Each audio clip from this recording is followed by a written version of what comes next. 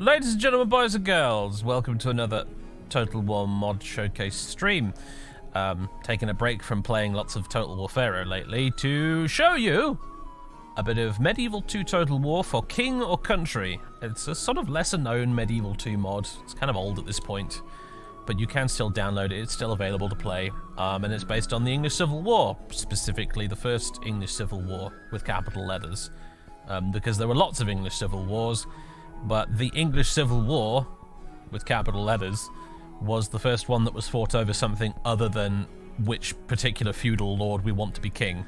I don't have time for a huge history lesson on the English Civil War right now, but you probably know the basics already. It was fought between the Royalists and Parliament. And at the end of it all, King Charles I got his head chopped off, and Britain very briefly became a republic for a while.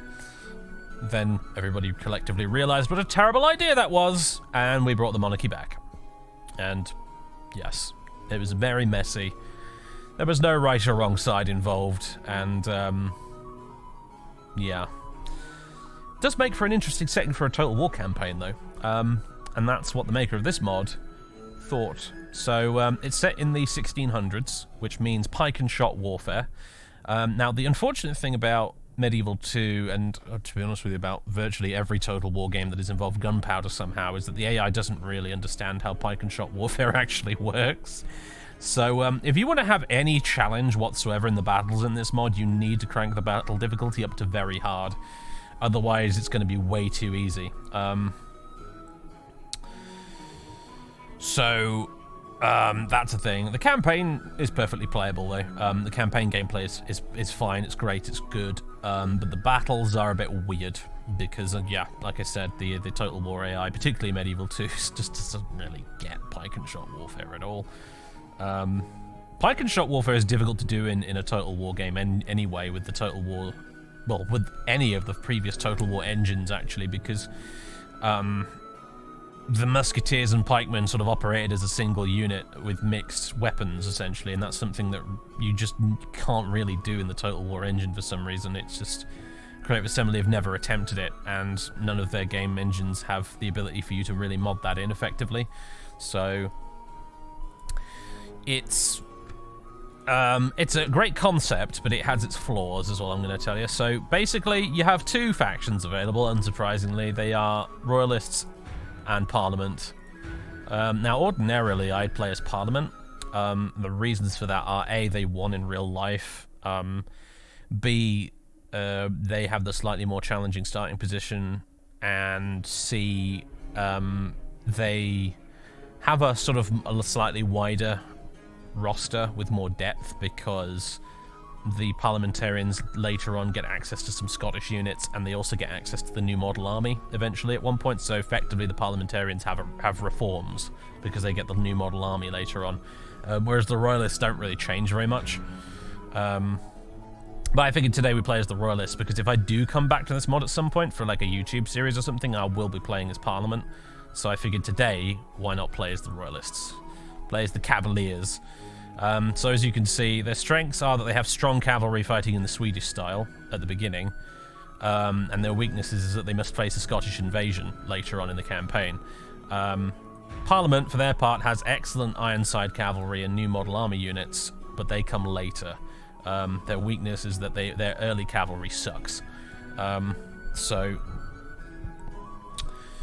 Yeah.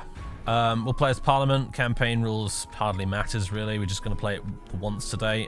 Difficulty, I'll put the campaign difficulty on hard. I'll put the battle difficulty, as discussed, on very hard, because otherwise it just won't be challenging at all. And I'll leave all of these off, or on, or rather. No battle time limit, show CPU moves, and manage all cities. Let's jump in.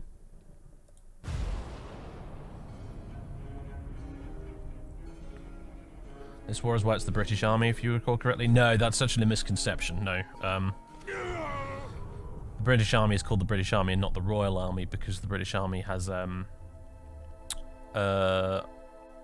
is organised differently to the Navy and the Air Force. The Navy and the Air Force both have royal warrants, basically, but the Army as a whole does not. It's done at like the regimental level or whatever, which is why you have some regiments in the Army that are called the Royal so-and-sos, and you have some that aren't. You can't call the British Army the Royal Army because not every unit in it has that royal title thing, whatever you call it at the beginning. It actually has nothing to do with the English Civil War. A lot of people think it does, but it's not true. Does very hard battle difficulty give the AI cheats? It does give it cheats. That's literally all it does. It does not make the AI any smarter whatsoever. It just gives it buckets of cheats. But trust me, if you don't give it buckets of cheats in this mod, every battle will be a complete pushover. Just take my word for it, please. Anyway, the king struggles. It's the year 1642 and the month is January. Following the disastrous events of the Bishops' War, King Charles has been left looking weak and feeble. The rebellion in Ireland swells on a daily basis and thousands of Protestants have been killed. It's putting pressure on the king to react. King Charles is in dire need of funds and has recalled the Parliament after nearly 12 years of his personal rule. Parliament is putting him under fire on a daily basis, with the Grand Remonstrance being a huge blow to the royals.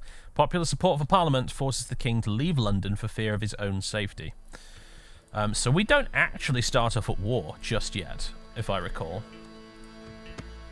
I'm just gonna tweak the sound a little bit, because this mod has some custom music that can get a little loud in places. I don't think we actually start at war, if I recall. Yes, no, our only enemies are rebels at the minute. We're not actually at war. That comes later. So I have to remember we're the blue guys at the moment. I normally play as Parliament in red when I do play this mod. But as you can see, we got the whole map here of England and Wales, with just a teensy-weensy bit of Scotland at the top there, but it's not really relevant for this campaign. And as the Royalists, we control a large chunk of the north and the west, and Cornwall over here. You've got all the historical characters pretty much where they should be, like Ralph Hopton over here.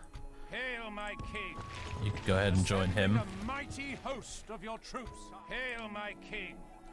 And got a couple of parliamentarian armies there. Sir William Waller and Sir Arthur Hasselrig. He was the guy who had the lobsters, right? That one unit of cavalry that were like decked out in full plate armor, and during a period of history where that was incredibly uncommon. Who have we got here? We got Marmaduke Rawdon with his bright yellow regiment of foot musketeers. Yeah, these guys.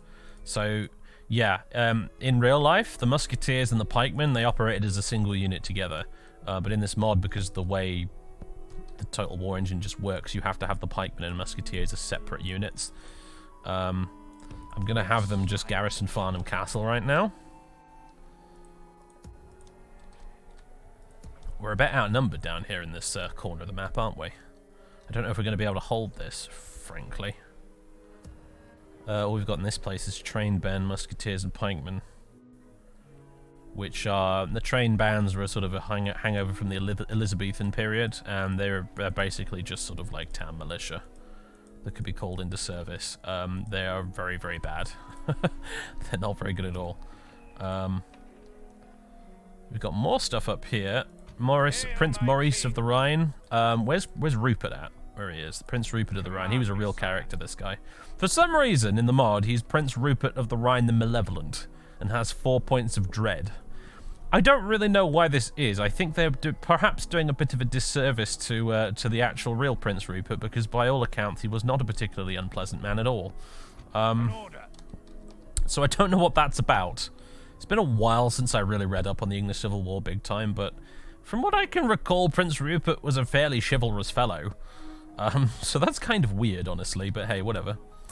Let's move him over this way. We've got King Charles I himself. There he is, aged 42, faction leader. He's apparently a genius. I'm not sure how true that was. Famous victor. Not sure how true that is either. Fair fighter, noble in rule, skilled bureaucrat, loyal, in good health. It's winter currently, so minus 60% movement points. And mounted scouts. Has a company of mounted scouts surveying the area around him. Line of sight is increased +3. Right now he's got his cavaliers. There they are with their wonderful, marvellous feathered hats. He's got his royalist harquebusiers and lifeguard of horse as well. with those lobster pot helmets, which are a very iconic bit of military equipment from the period. We've got Maurice over here with his regiment of dragoons. And we've got Lord Astley with his arquebusiers, some sakers, and King Charles' Lifeguard, foot, musketeers, and pikemen. I think we'll just go ahead and merge you guys. Assembling a mighty host of your troops, sire. Orders, sire. Let's see if we've got the. You need to make sure you get the ratio of like musketeers to pikemen correct, really, with this. Otherwise, you're in trouble. Sire. So As you wish. that will probably do. We got the Earl of Forth up here. He's got a bunch of cavalry and some more of Prince Maurice's dragoons. Then over here we've got, outside Worcester, the Earl of Northampton with Spencer Compton's regiment of foot,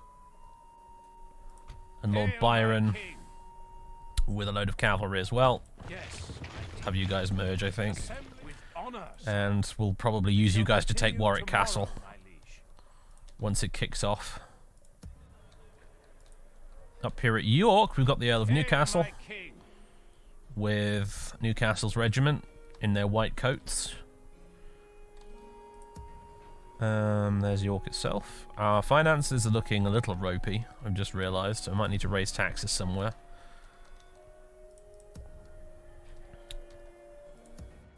Preston. Hello, Preston, home of the butter pie. Charles Gerard. What are we going to do with you, I wonder? Old Charles Gerard. How many can we afford to take bunch of your guys out of Chester? Yeah. Take them with you, and you guys are going to head this way towards Stafford. We need spies, really. We need to get eyes on what's going on. Earl of Forth, oh boy. Can you build me a watchtower? That really didn't help at all, did it? Marmaduke, you're kind of out of movement points. Let's leave it for now. Hail my king! Hail my king! Hail my king! Sire, my lord. Yes, sire. Combining an order. Hail okay, that's your army basically sorted. Hail my king!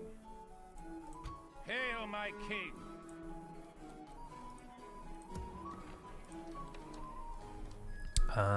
Do we need to do much else? What's going on up here? Nottingham and Newark and Derby are all a bit poorly defended. We've got York. But I suppose we need to work on some economic buildings, I guess. Hail my king! Let's have Newcastle march this way, so we can secure that bridge. And I saw some mines there, yeah, mining network. How much would that get us? A chunk. About farming. Another chunk extra. What about roads? I think... You got loads of unique buildings here as well. Powder Magazine, Regimental Office of the Lifeguard of Horse, Ironworks, Office of Conscription, all with like custom pictures and things, Training Academy. So all of the building system has been overhauled as well for the vanilla game, which is nice. Cannon Foundry. I'm going to go with the mining network. It is Yorkshire, I suppose. Up here in Newcastle.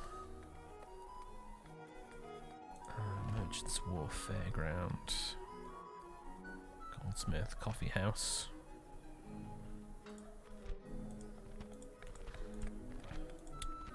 Lime Kiln. Increase in tradable goods, huh? Not by that much, apparently. Office of Dragoons. Cannon Maker.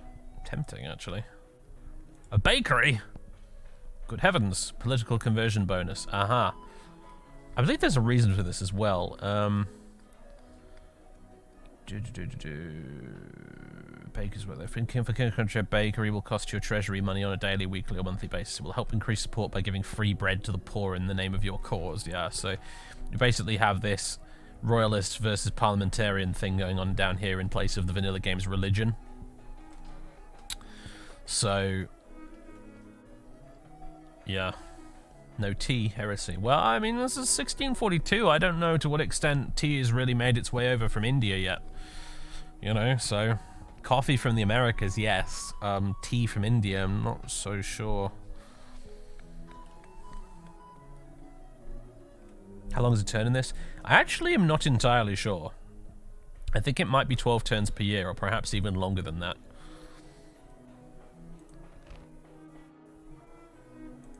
Glassmaker, huh? Nah. Paved roads, nah. Communal farming, that will actually give us something, yeah. What about shipwright? Merchant's Wharf? I'm not seeing any change on the income here, so... Fairground. No. I'm just going to build communal farms then. Our Welsh territories are pretty darn safe, so these feel like they would be safe investments.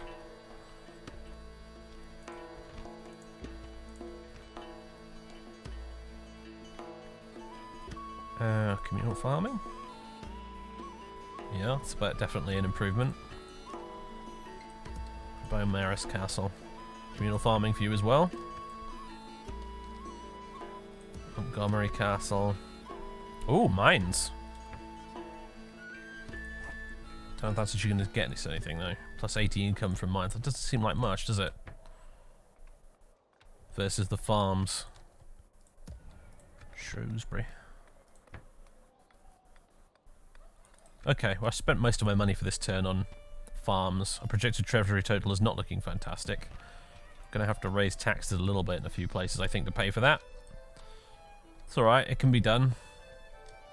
A lot of castles out here, actually. We need actual towns that we can raise taxes in. There we go. Ah, just gonna make ourselves even more popular as King Charles, I suppose. Look at us raising taxes. Why don't the people love me? Could be because you're taxing them right through their teeth, my lord. Your Majesty. Hail, my king. Oxford is not looking happy at the moment. May even have to lower taxes there relatively soon. And there's Winchester, and then there's Portsmouth. Okay, that puts our projected treasury total in the positive at least. So let's end turn. Parliament's going to shuffle some troops around. In fact, beer used to be suggested as a moral alternative to gin. Yeah, like in the 19th century, Britain had a huge gin drinking problem. That's a whole fascinating topic that we don't have time to get into. Right, new mission. 15 turns remaining. Rebel settlement in Dumfries, apparently. All the way up there, huh? I don't think we have time to deal with rebellious Scots right now. I'm going to be honest with you, Council of Nobles. Right, arrest in Parliament this year, 1642, and the month is February. In response to the Irish uprisings, Sir Arthur Haselrig introduced a bill to Parliament that would take away the King's command of the army. The King replied by attempting to arrest 5 members of Parliament. John Pym, Lord Hampden, Denzil Hollis, Sir Arthur Haselrig, and William Strode were all targeted for arrest. Warned of the King's approach by the Earl of Essex, the 5 members had already escaped and gone into hiding in London. The Speaker of the House, William Lenthal, refused to give them up and only said, "I have neither eyes to see nor tongue to speak in this place, but as this House is pleased to direct me." Parliament continues to gain support in London. We are the most advanced faction, apparently. We're also the largest faction of 2 factions, so that's not saying much, but hey. Apparently they're beating us on military, financial, population, and overall, but then they are getting all those lovely AI cheats, so that's hardly surprising.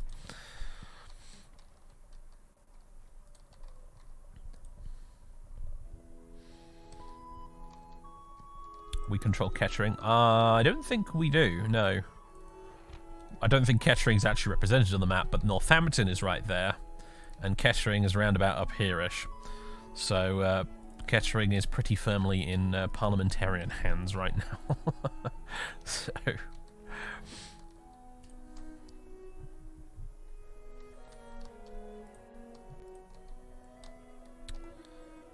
Hail, my king! Hail, my king! I don't think there's anything else we need to do right now than move Rupert over a little bit. I'd like to take Reading and sort of open up a corridor here, really, when this does kick off. And then from there we can move west or east as we see fit. Historically, the correct thing for us to do would actually be to try to make our way to London, because that is what the Royalists tried to do in the early stages of the war. So that's probably what I'll do in the campaign as well, if we get that far. Hail my king! Hail my king! Let's break off some of these dragoons and give them to the king's army, and we'll give... Hail my king! An order! Hail my Let's king! move you over here. Hail my king! Command me, sire. We'll give some of the dragoons to Prince Rupert. Hail my king! The Earl of Forth has already got some dragoons. Hail my king! Hail Marmaduke, Milado. I want to move you right over here tomorrow, my liege. to build me a watchtower. Yes, this tower will keep vigil over the lands. Is anyone in Arundel Castle? No. George Goring, though. Hail my king! I want to move you this way, because I want to have him build a watchtower over here to watch that approach. Hail my Hail my king! Okay, what about over here? Hail my king! In Northampton. Yeah, we'll move you up there. Colonel Humphrey! My God. Fancy seeing you here. Forces about, eh? Hail my king! Yes, my liege. Hail my king! With Actually, let's have you move down to that bridge there. Would be a good place to hold, I think. Projected treasury total still looking like it's going into the negative. That's not fantastic.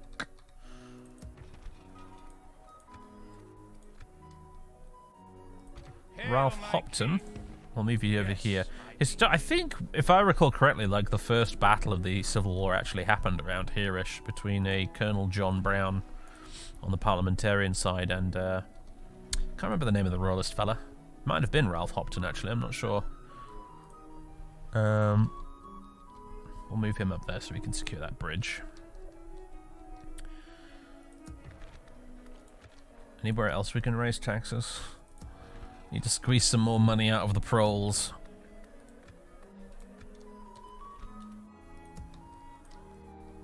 Because this army of ours is burning a hole in our pocket.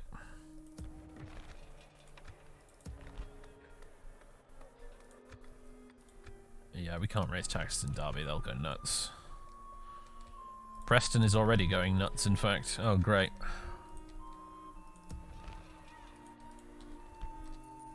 Projected treasury total minus 88. Hail my king! How irritating. Perhaps we can get rid of a few units here and there. Like some of these trained band guys. Hail my king! Might be able to stick it out until the war starts, then we can take a settlement quickly and that'll hopefully solve the problem. Hang on a minute, Shrewsbury. Don't think I didn't notice you there. There we go. Projected treasury total 8. At least until some of these economic buildings get finished in 2 more turns. That'll give us an injection of cash that we need.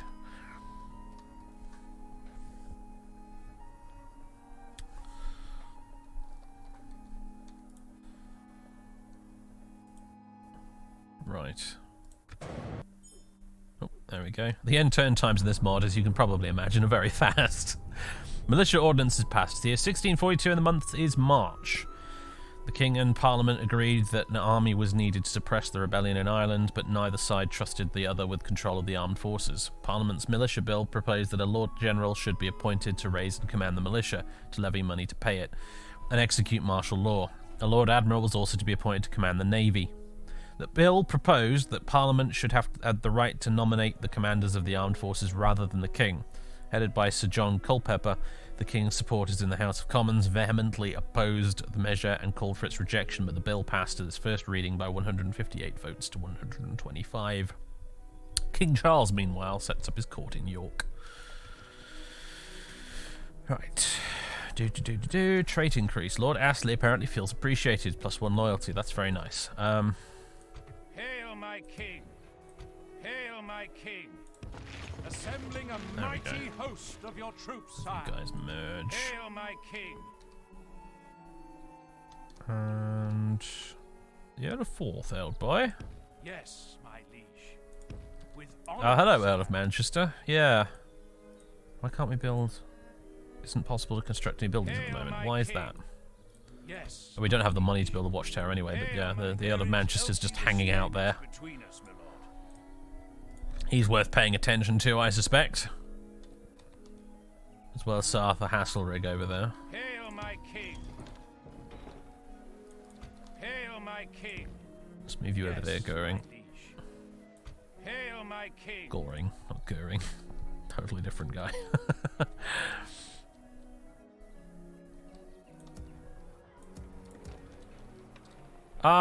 Thomas Fairfax. I am a warrior, not an emissary, my lord. Now, he has been made chivalrous in the mod, and he kind of was in real life too. Fairfax was a bit of a Chad. He was a pretty righteous dude, was Thomas Fairfax. And yeah, he's going to be our chief opponent up here in the north. Hail my king. And I'm going to quickly occupy that bridge before he can. Thank you very much. Just outside of Leeds. My lord, as you wish. We can go no further today, sire. He's actually the factionaire for the for Parliament, I think. He's Lieutenant General Thomas Fairfax. Hail my king. Hello there, Warwick. Sire. Can I take you guys out of Worcester without Sire. Yes, sire. causing a rebellion? No, apparently not. There we go.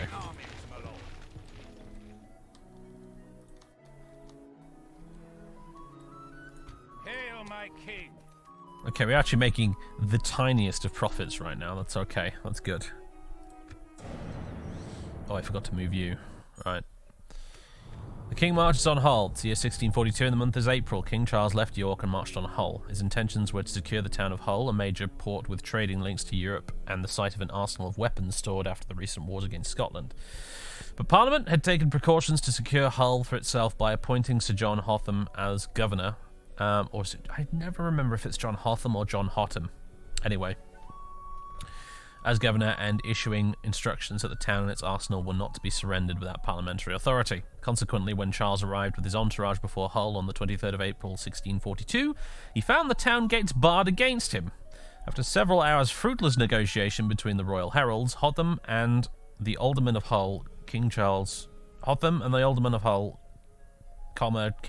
rode away to York. Oh, I see. I understand the sentence now. Fruitless negotiation between the royal heralds, Hotham, and the alderman of Hull, King Charles rode away to York. I don't know why my brain just had a short circuit there and failed to understand the English language, but hey. The following day, he pronounced Sir John Hotham guilty of high treason. And boom. Suddenly, we have a little bit more income. Hail my king. That didn't get us quite as much as I would have liked, though, I have to admit. Let's keep moving you this way, old Gerard, me old son. Hello, Baron Brooke. You've just built a tower there, haven't you? There is healthy respect between us, my lord. Hail my king. Hello there, old boy. Yes, my liege. You've got more soldiers than I have, haven't you? No. Hail my king. That represents a bit of a complication. Has Northampton got cannons? He has. Okay, so yeah. Warwick we might be able to take relatively quickly. And then we can move up here to support Charles, Gerard. Against Brooke. Hail my king. Oh, I see you there, Earl of Manchester, just sort of marching over my territory like that. I see you. Yes, my liege. This tower will keep vigil over the lands. With honor, sire. Hasselrig has marched back to Reading. Hail my king. Goring, you can build that watchtower and then you can go right back to Portsmouth. Yes, my liege.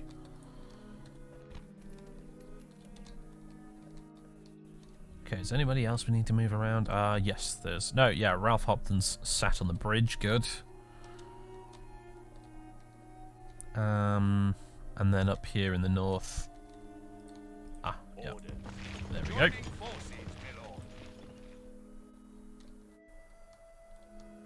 Okie dokie.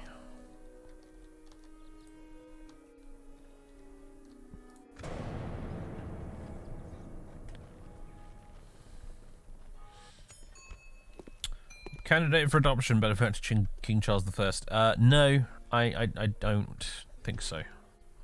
No. Okay. Nothing else happening for now. Hail my king. Other than I'm starting to think I'm going to block you from moving across there out of Manchester. Sorry, me old matey. An order. Yes. Hail my... Command me, sire. Hail my king. Yes. I'm wondering... Hail my king. My king. This army's a little bit weird. It has too many dragoons and already too much cavalry.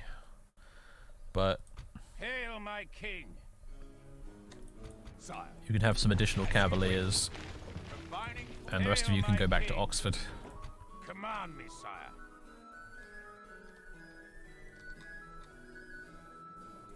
Marching, I think I'll move you up there.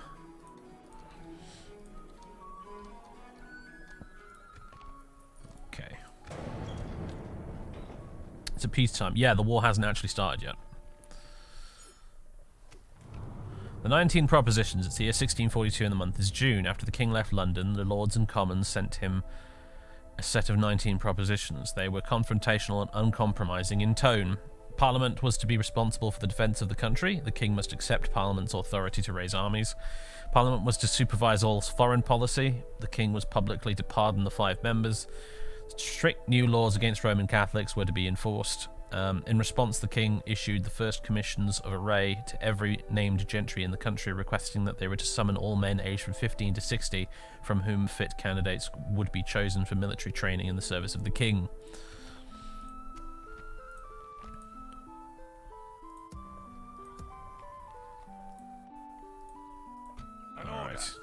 Manchester's decided to walk in this direction, probably because they know that Northampton's waiting outside Warwick, and they're moving that way to try and defend it in the future. Hail my king. I know. I've noticed Baron Brooke has wandered off somewhere. He's just gone. With honor, sire. Let's build a watchtower Yes, here. my liege. This tower will keep vigil over the lands. And then you can Yes, withdraw to there. None of the guys in these 2 watchtowers just staring at each other. Is this a new sub-mod? This is the mod. This mod is called For King or Country, and it's not new at all. It's a very old mod. It's about the English Civil War. Yes. Hail my king. I don't know what it would be a sub-mod of, my dude. You say sub-mod like it's like we're playing stainless steel or something. This is not that. It has nothing to do with that. I'm confused a little bit, but anyway. And turn again. The fleet declares, it is 1642 and the month is July. The main news of July 1642. The fleet declares for Parliament and accepts the Earl of Warwick as its admiral. That was a big deciding factor in who ended up winning in the long term, by the way. Parliament appoints the Committee of Safety to liaise between the Parliamentarian Army and Parliament. A royalist raiding party approaches Hull with the intention of burning down buildings outside the town walls, but is driven away by gunfire from the defenders. Parliament resolves to raise an army. The Earl of Essex is commissioned Captain General, the highest rank in the Parliamentarian Army. Okay, so it's getting incredibly close to kicking off. Basically.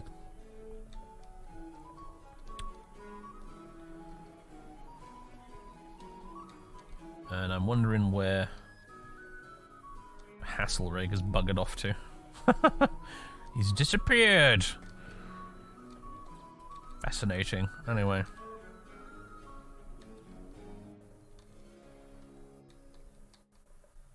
My king. Let's move Hail my king. Charles down this way. With honor, sire. An order. And have Rupert go with him. Command. Their objective, I think, is really going to be to... Well, I'd like to take Reading, actually. I'd have to admit to link up this, but really the objective is we need to get to London. That's the big thing. That's what they tried to do in real life, and that's what I want to do in this as well, so...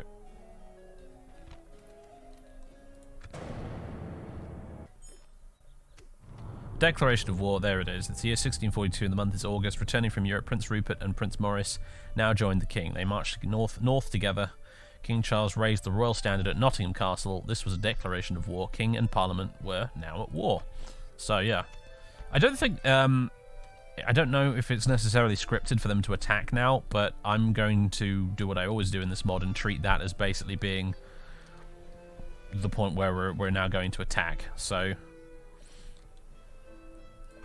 I'm gonna have Ralph Hopton kick things off over here. I'm gonna just quickly auto-resolve this. Yes, please, my lord. But my lord. Ransom. There we go. Glorious victory is ours, sire. And then he can start making his way to Plymouth. War. Royalists in Parliament.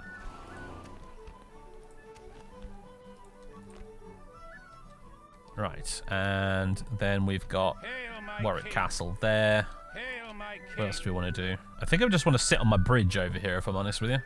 I'm kind of quite happy to do that.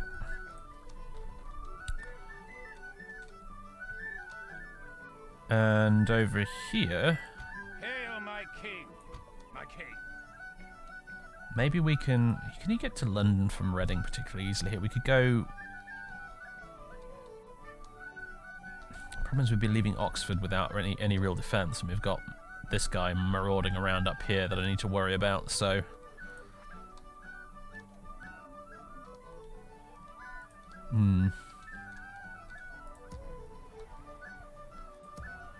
Maybe we can get...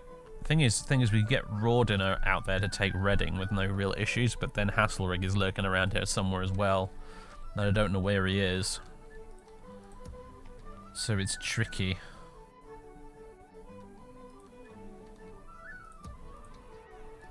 An order. I think I'm just going to have Charles hang out here outside Oxford for now, and we'll send Rupert to the south to take Reading. Although he needs cannons, doesn't he, if he's going to do that. You can take the cannons with you and head that way. I've tried whipping them, sire, but the men are spent. And in the meantime, let's take Warwick. We've got cannons, so let's just do it. Laying siege, noble sire. Honor and glory await England, men. Attack!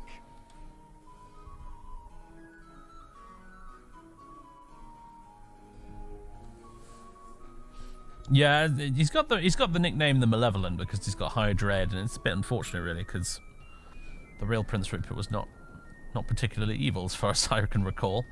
It seems very unfair. Right, I need to just quickly capture someone. Oh my god, go away, advisor man. One thing I need to do here is I need to quickly launch free cam so that I've got the nice camera controls. There we go. Let's have a look at our dudes here. Let's see. Let me just actually try and get this all kind of laid out in a vaguely correct way. Not that it really matters for a siege battle, but I'd like to do it anyway. So, what you'd kind of have is you'd have a unit of pikemen, and then you'd have the pikemen being sort of basically defending the musketeers. The pikemen's job was basically defend off cavalry. That's really their only purpose. It's been a while since I looked at a diagram of how these Pike and Shot formations worked, but it was something vaguely like this, I think. I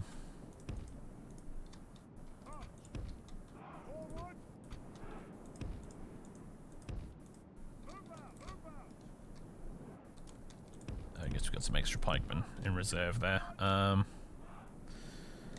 cannons. Let's get these out in front to do some shooting. And then we've got all the cavalry, which are not going to be super useful today. Oh, we've got an extra unit of musketeers here I almost forgot about. I guess we'll have you guys here back here in reserve as well. In fact, let's lay you out like that, so in front of the pikemen. And then we've got some cavaliers, and then we've got Prince Rupert and the other chap I forgot the name of. And then we've got Lifeguard of Horse and more Cavaliers over here. Alright. So let's have a look at them. Here they all are. It's kind of an old mod, so the the unit graphics are not the most up to date and high poly count and awesome textures, but I have to admit, actually, they still look pretty darn good to this day, frankly.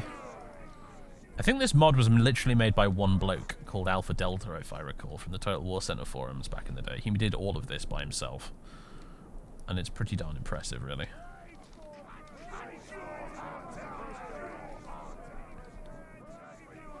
I like Spencer Compton's regiment because they're like Christmas themed. They're all red and green, so they're very festive.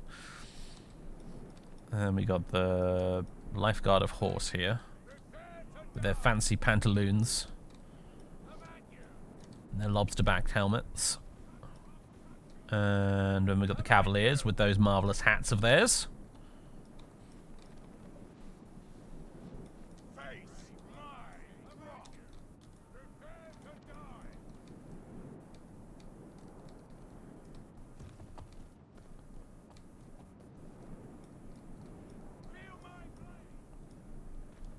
Yeah, it all looks pretty darn good, I have to say. I like it. Let's get started. So, cannons. See if you can make a hole in that gate for us. Or maybe just shoot the wall, I'm not sure what's better. They're only diddy little sakers, so I'm not sure how much damage they're actually going to do, but we'll take a crack at it. Arguably should have moved a bit closer, I suppose, but hey. Now, has the enemy got... Oh, they've got some guys coming in behind us. Hello. Alright. This is a job for the cavalry. Alright, let's turn you guys around. Get the musketeers out in front. Oh god, you're all turning around, aren't you? If I put you on guard mode, will that stop you from moving and doing silly things?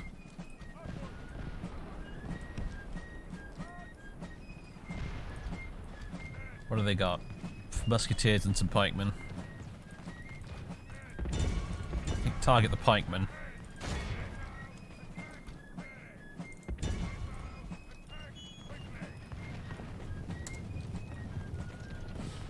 Get House invincible for shooting the walls way easier. Yeah, I know, but it requires more shots on target with the wall, so and I don't know if the Sakers will be able to get through it. Whoa there, fellas, don't...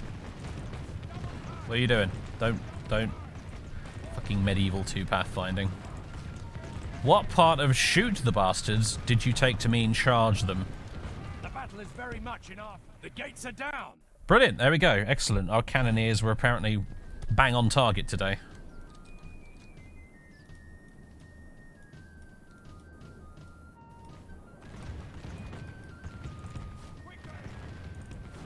Just get over there, for goodness sake. Oh yeah, we've got them boxed in and trapped here. They're not going to have a good time.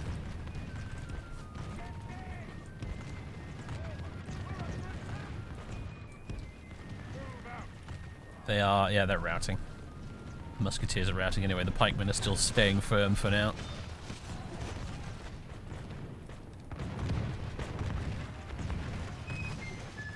They don't really know what to do they? They're not even advancing towards my cavalry. They're just staying put and getting shot to pieces. Yeah, he doesn't really have a clue. You guys, give chase and run them down before they can get away back inside the city. If you wouldn't mind, please.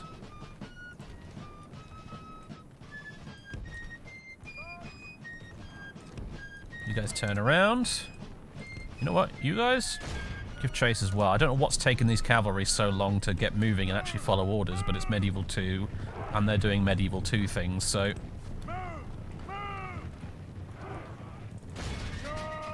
Go. Run them down, for goodness sake. It's time to press the attack. Oh, there we go. Yeah, there.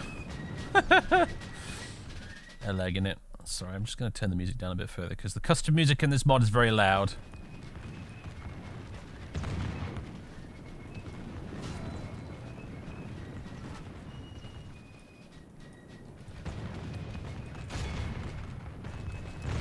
They're being bloody speeding, aren't they? Only half the enemy force remains. Kill them! In melee! For goodness sake. I mean, you can shoot them. That works too, but just stab them also, please? Thank you. I don't want them getting inside or I have to kill them later. Very much in our favor. If we remain true and steadfast, victory will be ours. Actually, who else have they got in here anyway? They've gathered inside here. Our soldiers have proved their worth today. The enemy's walls belong to us now.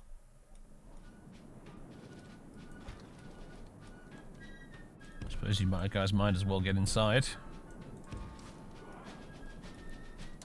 I hate siege battles in these earlier Total War games because of the pathfinding. Oh, actually, you guys run them down. And then we can figure out exactly how we're going to approach taking the town.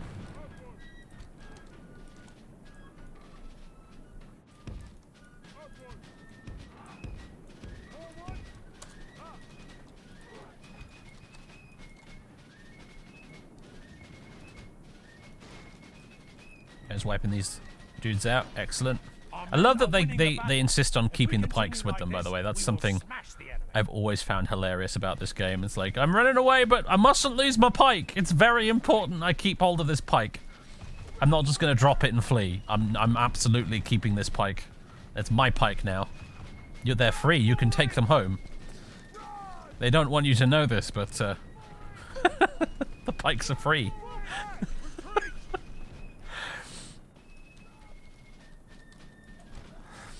Oh dear. Right, it's going to come down to the pikemen, I think, once we're actually in there, so we'll bring them up, I think, along with a unit of musketeers.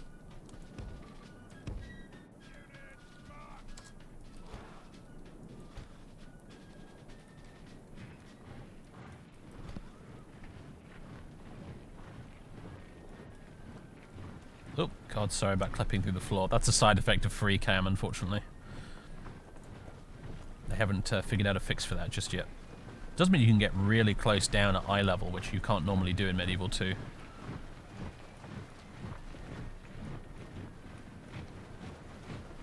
I just wish you had that cinematic mode where you press the N key and it zooms in. That'd be really sweet if they could add that.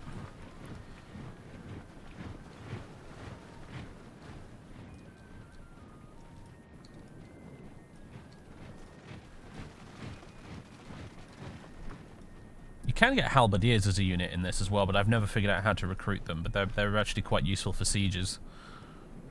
Our men have captured the enemy general. Oh! Guard him well and make it I so didn't he even can notice that. defeat the rest of his army. Well done there, lads. Jolly good show. Where'd the other ones go, though? I could have sworn I sent 2 units in here, but never mind. You guys want to run up there and just... Okay, yeah, now this is going to be interesting. How do we get in there? With the gates shut. Maybe we can tempt them to come out. Otherwise, I might have to try and get the cannons up here somehow. I don't even know if that's possible. Can we wheel the cannons in through the gates? I've given them the order and they are moving, so I guess we'll find out. It ought to be possible in real life, I feel, but whether or not you can do it in Medieval 2, that's a different question. Otherwise, I might have to move one of the cannons over to, like, maybe here-ish and see if they can thread the needle by shooting all the way over to there.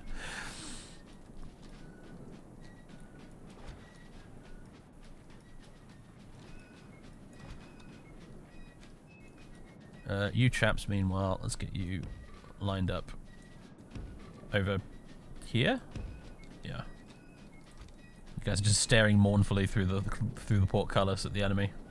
Oh, are they actually shooting at you? They are. Doesn't look like with a lot of success, admittedly. Why don't you guys just move on over there out of the line of fire anyway, just to be on the safe side. Maybe they'll do something dumb like try and come out and shoot us. You never know. I sworn they had a unit of pikemen in here somewhere, but I don't see them. Oh, there they are. For some reason. Brooks Regiment of Foot Pikemen. All outfitted in purple tunics, no less. Brooke must have been a wealthy fellow.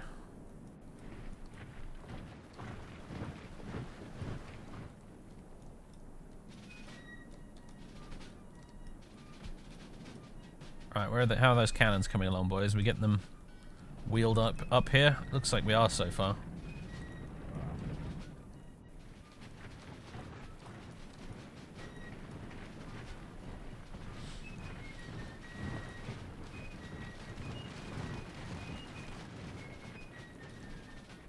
Alright, let's put on a bit of time compression, shall we? How you doing, chat? We've got a minute here to just sort of sit and talk if we like, while we wait for this all to be taken care of. So you guys are going to be able to bring the cannon. This is the moment of truth. Can you guys bring the cannons through the gates? They can. I didn't know if they could, because I don't think you can with most siege weapons in the vanilla game. But we might be in business, boys and girls. If we can get them set up there, they can shoot a hole through the portcullis, no problem.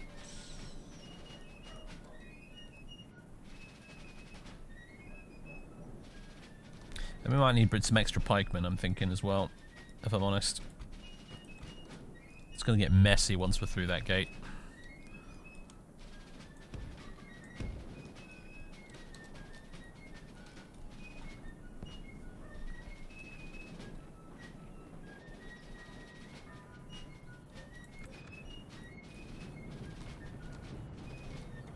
Marvellous work there, fellows. They didn't really have to change the settlement sort of graphics either, did they, for the towns and stuff in this mod, which is kind of wonderful. Like this marvellous looking building over here with all the beams and stuff. That's just perfectly period appropriate for the English Civil War.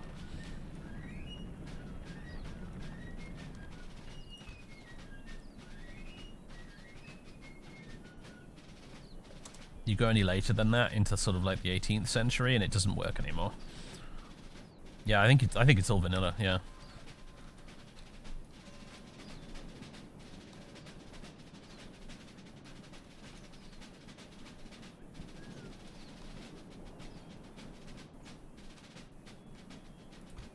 Alright guys.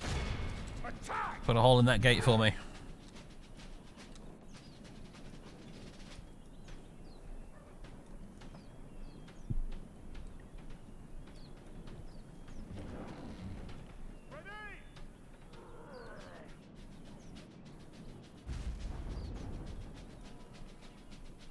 Gotta love those cannon loading animations.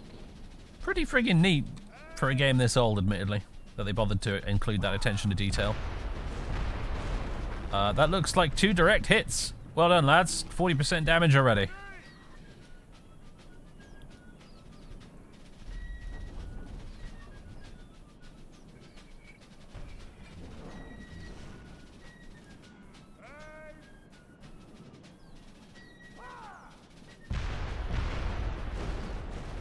%, damaged. One more salvo will do it, I think.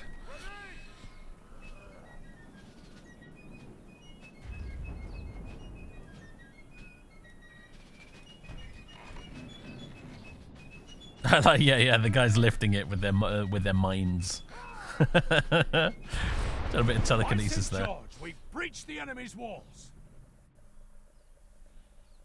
There we go. Fine work, gentlemen. Fine work. I don't suppose you can comically try and thread the needle and hit them with some cannon fire. That would be pretty funny if you could do that. I just want to see you try, honestly. You're on a roll today, so while you've still got a bit of ammo, why not have a crack at it?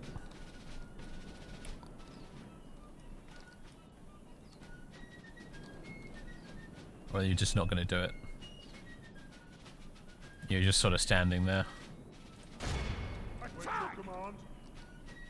Yeah, no, they can't do it. Alright, never mind. Okay, are the pikes here? They are. Excellent. Because I think I'm just sending the pikes through. And that's basically how it's going to go.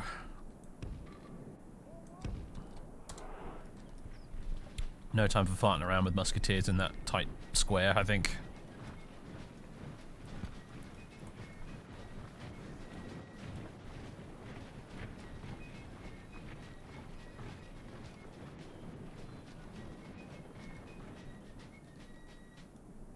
Could send in the cavalry to charge into them, but aha, no, they've actually merged their pikemen with their musketeers in a monkeys on typewriters kind of fashion. The AI has actually accidentally created a perfect pike and shot formation. That won't happen very often, although I like these guys doing like an inspection here, marching along in the front. Very good.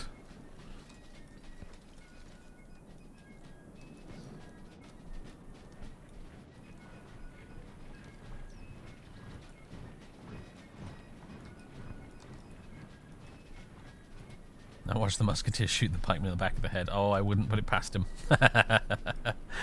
Oh dear. Alright, you're up first. I don't want you all trying to crowd the gate at once, so let's do this one at a time. And yeah, just don't lose your heads, boys. You're going to take probably a couple of rounds of musket fire in the face on your way through here.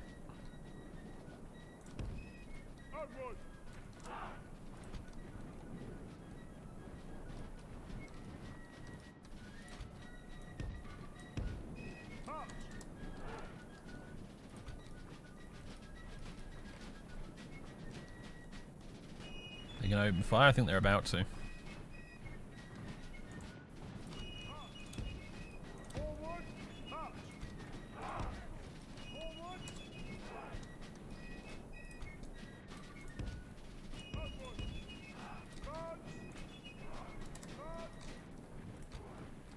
Oh. A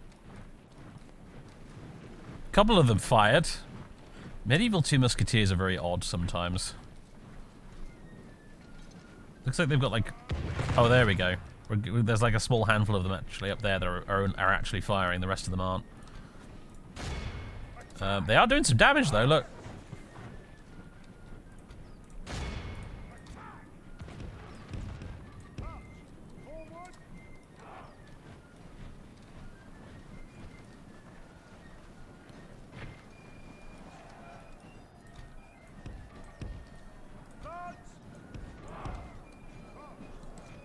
Here we go.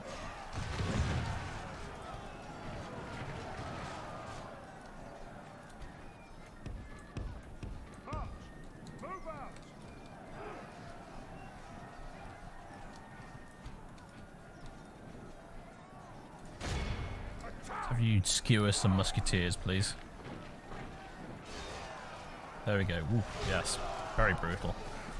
Apparently, pike-on-pike warfare did happen in the Civil War, and it's one of those interesting things whereby historians and reenactors have always been a little bit, I think, as far as I know anyway, take it with a grain of salt. They've always been a little bit, like, perplexed as to how it actually happened. Like, we know it happened because historians have talked about how it did, but it must have been an extremely gruesome affair because they're just stabbing each other with giant, great big, fucking massive toothpicks, and nobody's got shields. They have lost half their men. My lord, our men are in command of the castle. So we know push of pike was a thing. We're not entirely clear on exactly how it worked.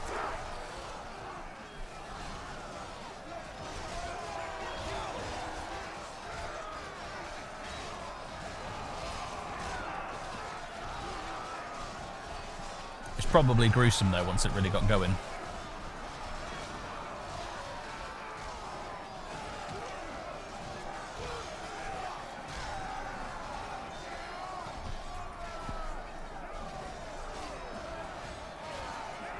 Dive under the pikes and stab their knees.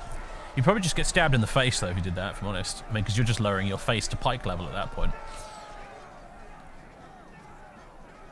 There we go. That's it. That's them pretty much done, isn't it? There's like one guy left over here. This is a clear victory that goes to only men of great virtue and valor. So I'll dive into this wall of knives, yeah. Right, we lost 93 men, they lost 305.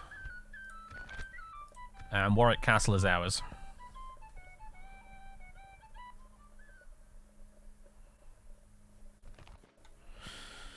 Ransom, release, or execute. We'll ransom.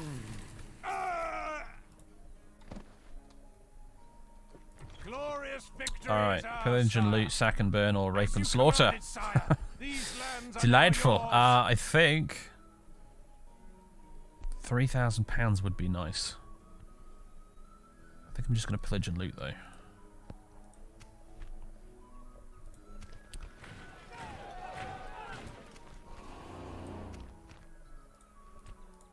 Okie dokie. Alright, we've taken Warwick. That's good.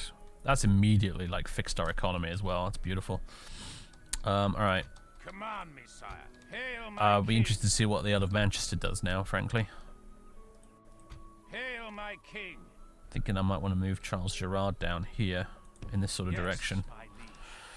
We shall continue Up here, tomorrow. I'm content to stay Hail put. my king. We're mostly fighting defensively up there.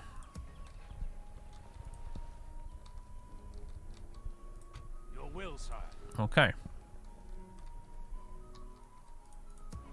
Need to repair anything here? No, we're good. Apparently. Communal farming. No, I'm not gonna build up a settlement that's like right on the front line. That feels like a silly idea to me. Okay. Aha! Is Fairfax gonna take a crack at us? I think he is. Bridge battle. Of the government of Leeds, the Honourable. Interesting. Okay, I don't know where Fairfax has gone then. I'm not sure really how that's supposed to work, but anyway. Auto Resolve thinks it's 50-50. I don't though, because there's a bridge involved and this is medieval 2, so Muster your courage, men.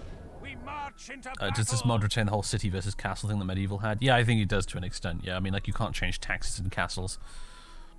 Those are some Scottish Covenanters, by the way. There are some Scottish units in this mod. Alright. A bridge battle. Oddly enough, the real English Civil War did kick off with a bridge battle. There's that one I mentioned between Colonel John Brown and some other chaps, the Royalist fellows. It was over a bridge battle down in Cornwall. Anyway, this is actually really well set up. So it's by default. Look, it's put us in a kind of Pike and Shot sort of formation here. It's like it's kind of coming back to me now as I look at it. But they did kind of go in a checkerboard formation, and you basically have a block of pikes flanked on either side by musketeers. And as I said, the pike's chief job was actually just to ward off cavalry. It would give the musketeers somewhere to retreat to if enemy cavalry came marauding around. The pikemen were not typically going to be stabbing other pikemen, like in a push of pike scenario like we saw in the last battle. It was relatively rare. We knew it happened, but it didn't happen very often. So yeah. I feel like this army needs more musketeers. It doesn't have enough. It's got dragoons. But yeah.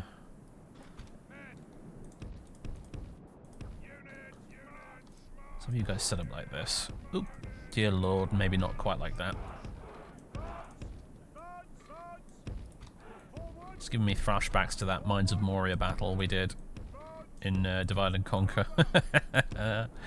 The terrain here is just excellent, though. I mean, I can have everyone and their mum just up here shooting down at the enemy and across at them. It's going to be glorious. We've got the cannons here as well. I mean, good grief. This is going to be a massacre for the Roundheads, I think.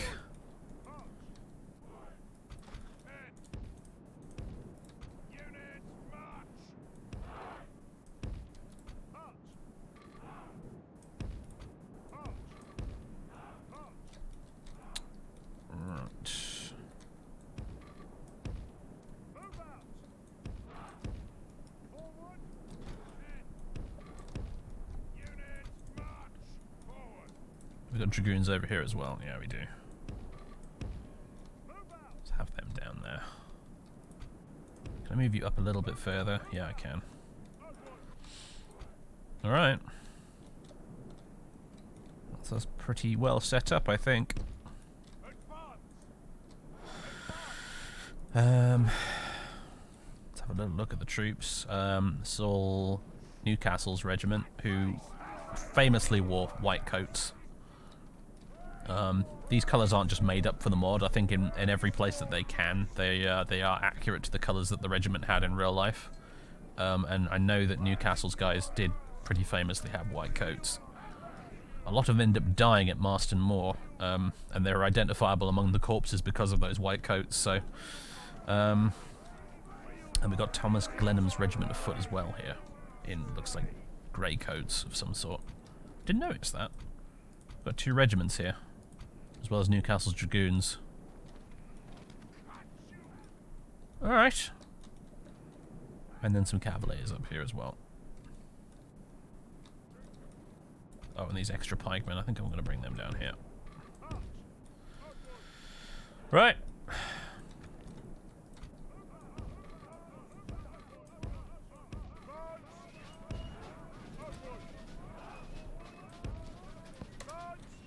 Here they come. Oh boy. They've got some cannons set up, which is interesting. Can we try and take them out with our own? This is all Fairfax's guys in red coats, who are all going to be pretty dead soon, I have a feeling. Oh, they're sending the parliamentarian troopers across first. Good grief. Bad luck, boys.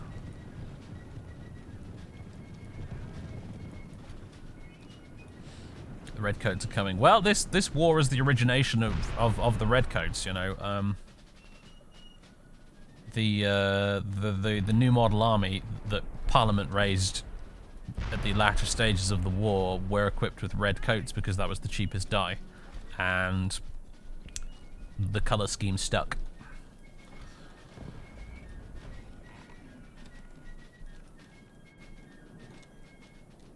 Yeah, the funny thing is, those cannons of theirs could actually do a bit of damage. We need them to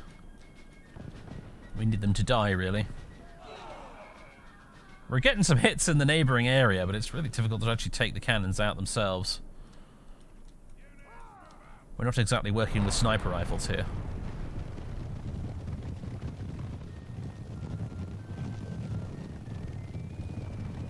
And interestingly, the AI really doesn't seem to want to come across yet.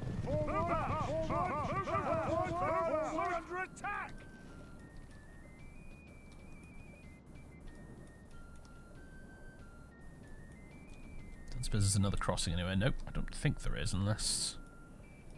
What are you guys up to?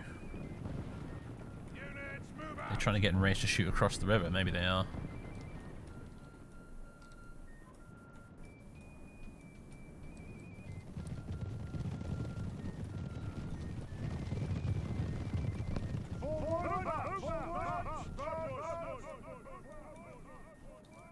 Whoa. Don't do that.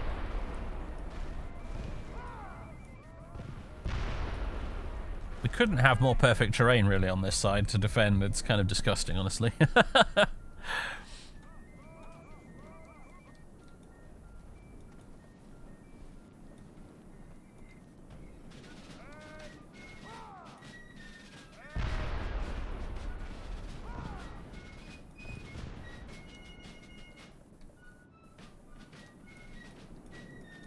Well, this could go on for quite some time.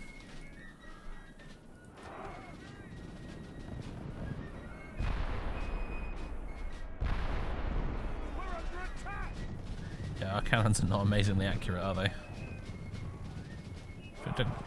I don't think it's possible for us to destroy the bridge by accident, but it wouldn't surprise me if we did. Maybe if we try shooting something else, it'll prompt them into actually trying to cross. If you aim for this huge blob of pikemen here. Actually, right there, right smack dab there.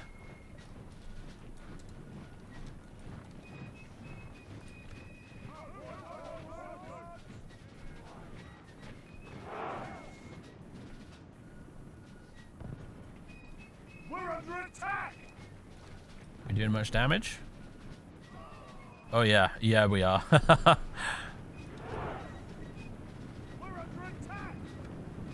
They've just lined up perfectly for the cannons to wreck them all, it's amazing.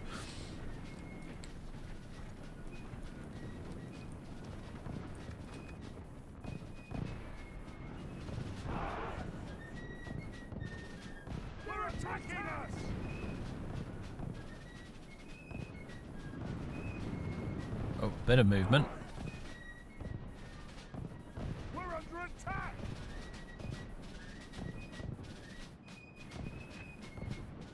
This may have to just go on until the cannons run out of ammo at this point.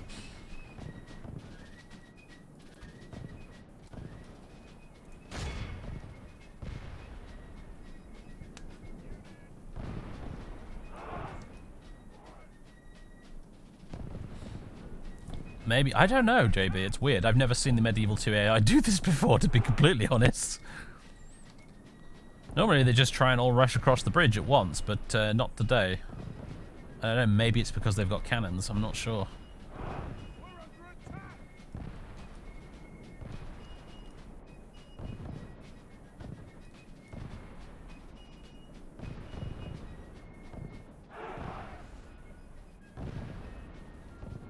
They've gone ahead and lined themselves up in the worst possible formation to receive cannon fire, though, admittedly.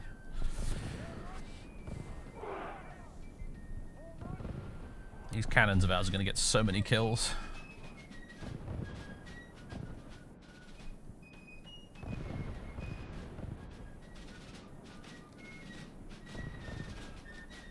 Oh, have we just run out of ammo? Our cannons are officially out of ammo, ladies and gentlemen.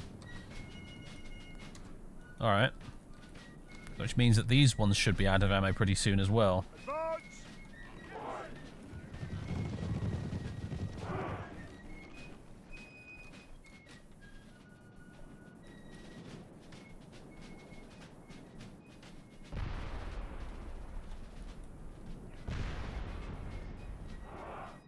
Who are they shooting at, out of curiosity? Like, who's been taking all these cannon hits? Looks like you guys. They haven't been shooting through here at the Pike moment, which was what I was worried that I might do, but apparently the AI is not that clever. We bait them. I mean, we might have to try, but God knows how we'll manage it. Without losing a bunch of our guys in the process. It's quite funny, though, because I was all like, oh yes, bridge battle, this is going to be a massacre, and then the AI was like, fucking reverse Uno, mate. I'm going to stand on the other side and wait for you to come to me.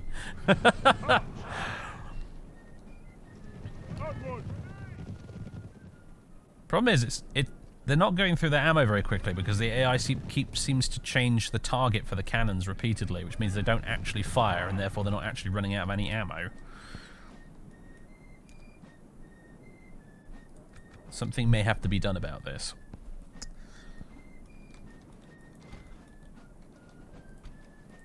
I've got Cavaliers, I've got Lifeguard of Horse and Lifeguard of Horse. Which one is like the actual... Yeah, not the general. Because you boys, you might have to go up there and do a little bit of harassment.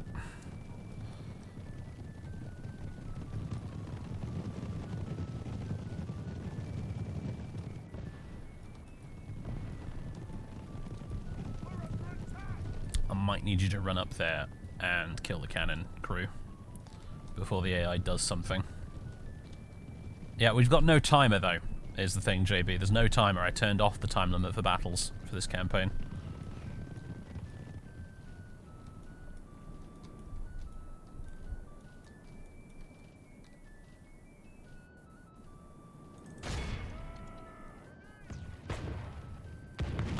Alright, go boys. Hope this doesn't prove to be as costly as I think it might.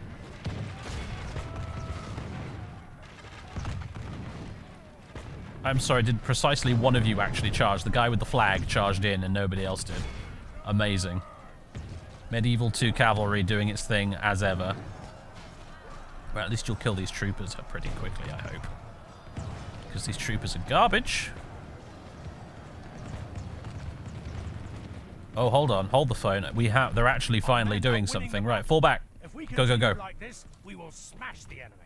Okay, we've lost, like, about a third of you to this little enterprise, but it might be worth it in the long run.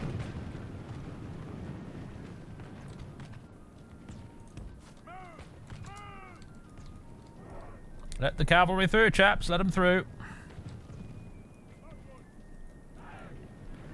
Are they going to try and cross now? They are sending some pikemen and musketeers up there. Oh, I think they're going to finally try and make the crossing, boys and girls. We're in business.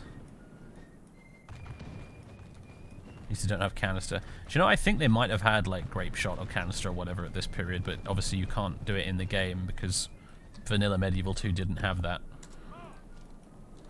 Oh yeah, here we go. Musketeers are opening fire now. We're in business.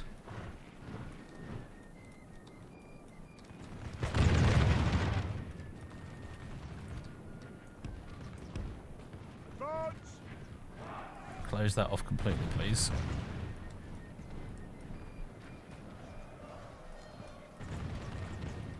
They're already running away. Don't blame them.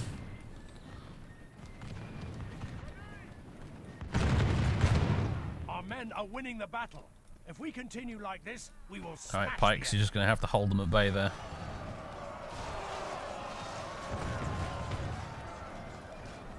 Well, hopefully the Musketeers do the majority of the killing. And the Dragoons, mind you.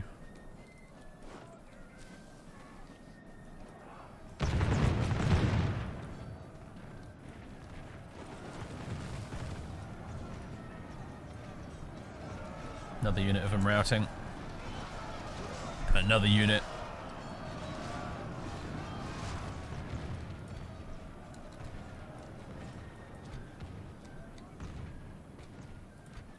You guys want to move a bit closer, actually. Spread you out a little bit since the cannons are out of ammo. You don't need to worry about being shot in the back by them. Just get you a bit closer.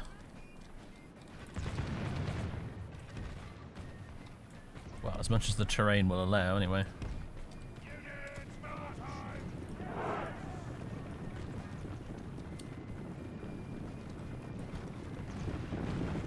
Oh yeah, it's a massive rout. The enemy are badly bloodied. They have lost half their men.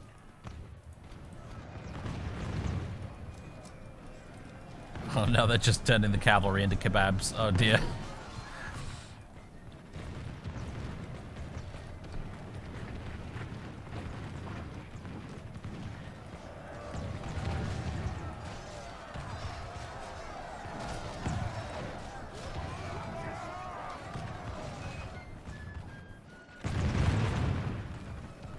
Can't tell if they're rallying or they're just sending fresh units in at the moment, but yeah. Oh my god, have you seen? Look how many we killed with the cannons earlier. Oh my goodness! I knew we were getting some kills with those cannons. I did not appreciate just quite how many, apparently. Fucking hell.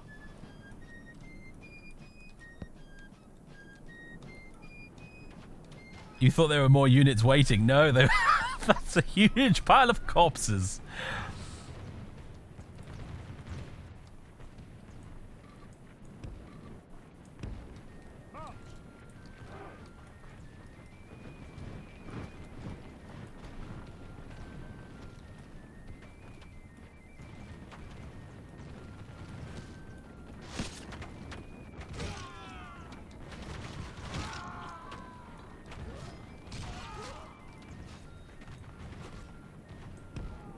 You guys out of ammo? Out of curiosity? No, you've still got some left. Yeah, this is just brutal though. I mean, like the bridge being funneled into there, into these pikes here, but also the fact that the terrain is set up in such a way that multiple ranks of musketeers can get shots off. It's just disgusting.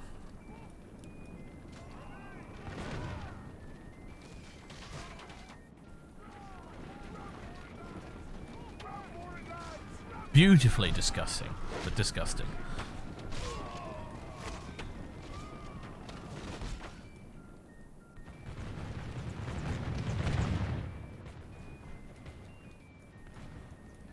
How are we all doing up here, fellows? You guys here, you lifeguard force, you're like, we lost 20 odd of you, but it was so worth it. Here's the old Cavaliers. Nice flag you've got there, sir. I love these hats. Just one of my life's ambitions to own a hat such as that one right there. For no reason other than I just feel like I ought to have one.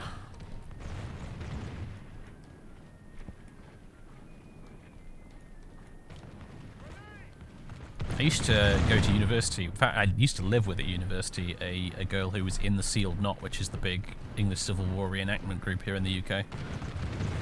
I always wish I'd asked her more about it. I wasn't really super interested at the time, though.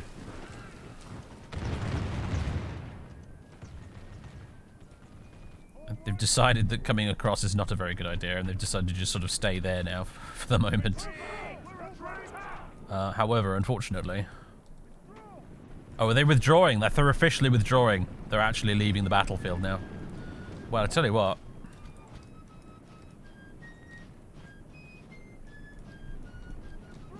We'll give them a bit of room here.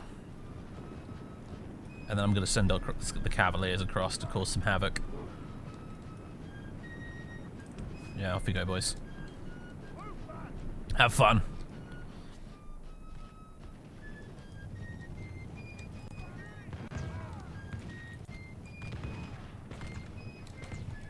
I don't want any friendly fire, so you can all stop that now. And don't forget the one random unit of Thomas Glemham's musketeers as well. Any shooting I want to see is coming from these cavaliers with their pistols. Please. Do they have any pikes up here? Or is it all just musket infantry? It is all just musket infantry.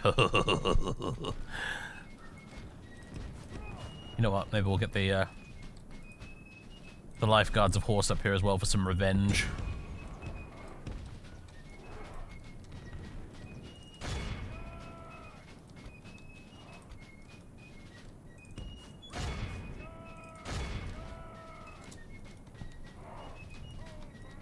Did they leave the cannons behind? Oh yeah, there's these guys here. That's just a unit of musketeers there they've managed to catch up with a part of, but yeah, they did leave the cannons behind. Our men are winning the battle. If we continue like this, we will smash the enemy.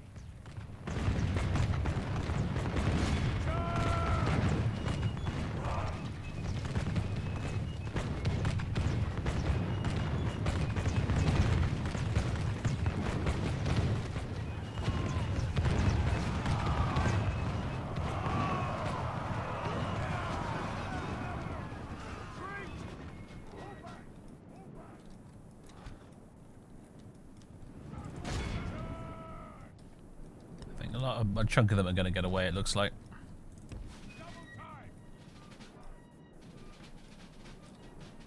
But never mind.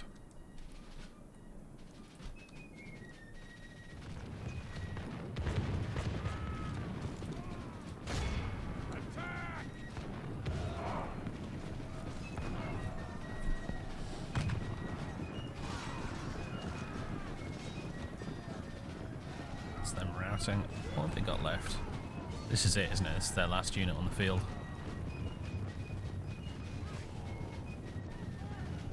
As far as I can tell, unless they've got some stragglers somewhere that have gotten all mixed up with their pathfinding. Which may be true, to be fair. Oh yeah, look.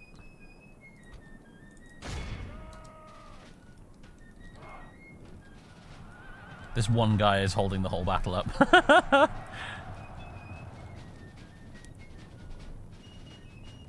And I bet the medieval AI is just going to have a field day not attacking him correctly. You guys want to just shoot him, please? Attack! Somebody pop that chap.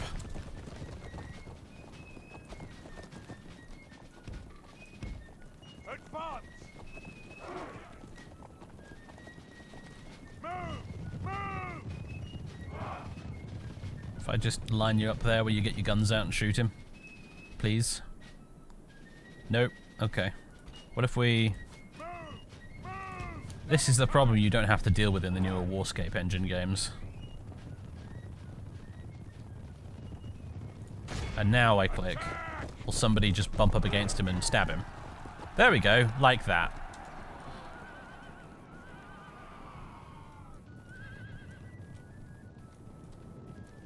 Oh look, there's another one here. Is that their general? I think it is. Holy shit.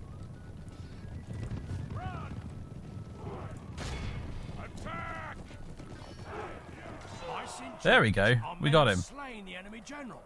Without him, his troops will lose their will to fight. Who else is lurking around here?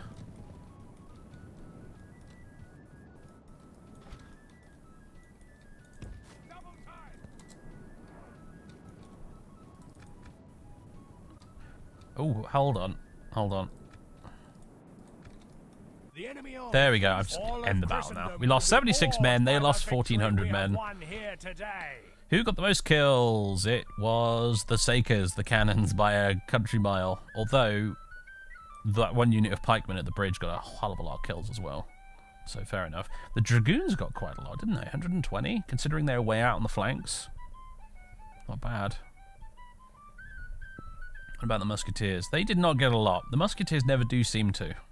I've noticed from all the battles I've done in this game. The Musketeers don't actually get a lot of kills. I think they're just super inaccurate. Compared to the Dragoons, anyway.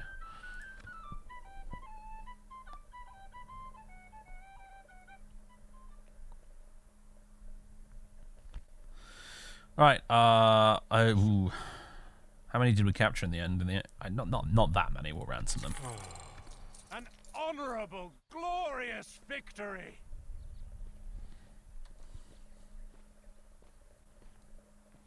There we go, they've skulked back into...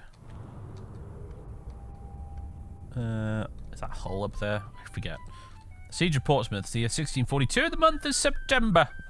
Early in August 1642, with the outbreak of civil war imminent, Goring, I really need to get that right, declared openly for the king.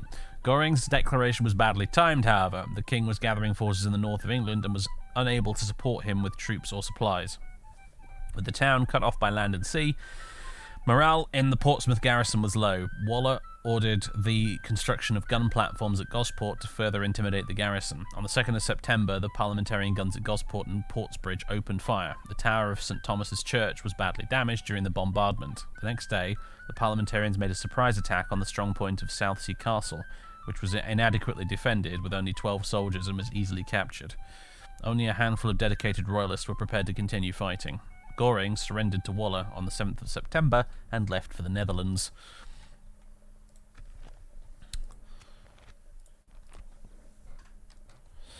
There you go. Right. Oh, hello. The Earl of Manchester and the Earl of Stamford have arrived. You, my enemy. Hail, my king. I suspect we might be having a large battle soon. Marching, sir. Hail, my king. With honor, sire. Hail, my king. Should we just clean up these guys here? Sire, we shall engage. There we go. We'll auto-resolve that. We have triumphed. There we go. Glorious victory is ours, sire. Alright, we've got Warwick. Warwick is always nearly impossible to defend as the parliamentarians, because there's no real sensible way to get reinforcements to it. Like, there's no river crossing here, so...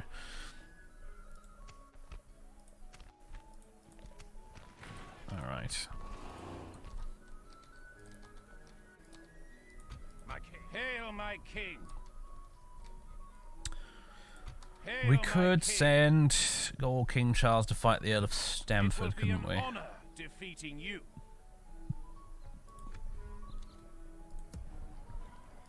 Hail, my king. How many units of musketeers have got? 1, 2, 3, 4, 5. 1, 2, 3, 4, 5 units of pikemen. Don't really need an extra unit of pikemen, Hail, my then. king. An order. Hail, my king. I might wait. I think an extra turn before moving anything up there. I don't want to leave the king sort of stranded by himself.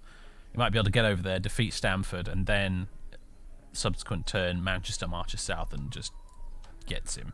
That would not be good. That would be, in fact, rather bad.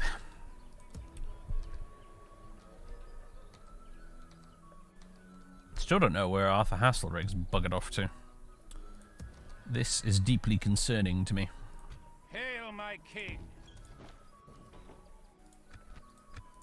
Yes, my liege. This tower will keep vigil over the lands.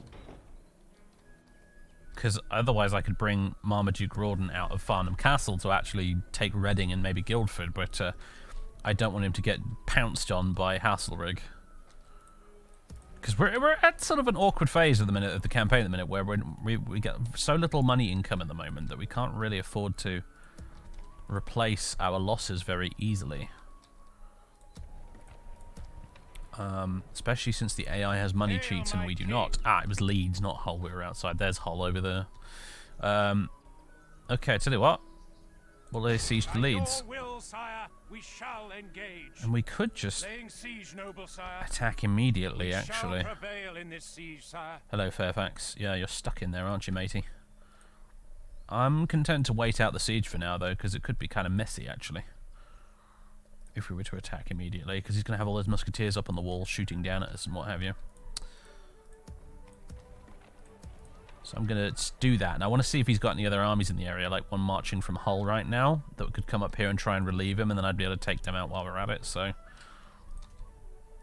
Orders. I just don't want to do another goddamn siege battle, if I'm honest with you guys. We've had a siege battle and a bridge battle so far. I want an actual proper field battle, and that's what we're hopefully going to get next turn, so...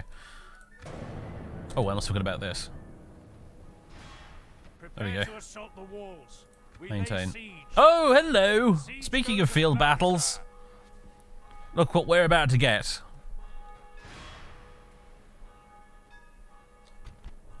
The game was listening. Oh dear, we're a bit outnumbered on this one. A bit, quite a lot. Alright, this will be fun. Our troops are more experienced. On the bright side. And they do have some of their army as trained band militia. They only have parliamentarian troopers as their cavalry. They do have one unit of cannons. We've got 2 units of cannons. Not that cannons play a huge role in the field battles, I must admit. We've got our cavaliers. We've got musketeers, pikemen. Anything else? No, we don't have any dragoons or anything. So it's just Ralph Hopton, Bevel Grenville, and 2 units of cavaliers against that. All right, we'll give it a crack. The difficulty's on very hard though, so I don't know how this is going to go. If you're playing on medium or something, I think this would probably be an easy win. But let's try, shall we? I shall lead our forces into battle, my lord. Hey, Big V, how you doing? We've chosen to fight for the king. Yes, we have. For this particular stream. If I revisit this mod in the future as part of a YouTube series, I'll probably do it as the parliamentarians, but I figured for this stream, therefore it might be fun to play as the royalists. Okay. Let's see then.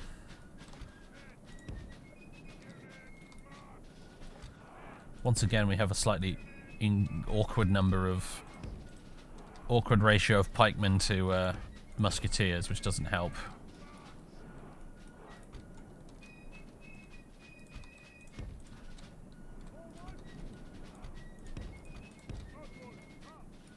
If we want to win this, it's going to be a case of getting as many guns on target as possible. Which means you need to really stretch out the musketeer units.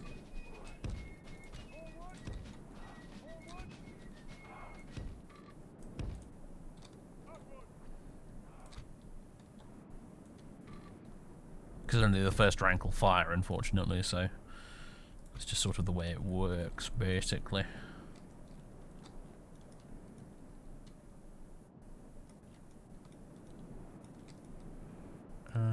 I guess we'll have some in reserve here. With the pikemen behind them. And then we've got the cannons. I'm thinking what I'm going to do with these guys. I'm going to plonk them right in front of the pikemen. Where maybe they can do some good.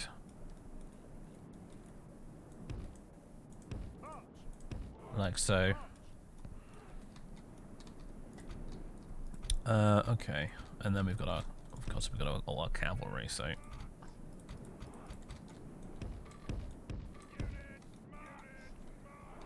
And I will figure out what to do with these cavalry once the battle begins in earnest, I think. I think that's all of our units pretty much set up, isn't it? The enemy have brought up more men. Alright. They hope to make up in numbers what they lack in gallantry.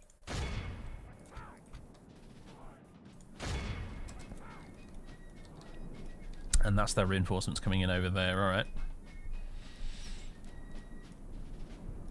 Yeah, they fire, like, the front rank fires and then they walk to the back of the formation and the next one moves up and they fire. Is the way it works in this game. Oh boy, here comes their cavalry.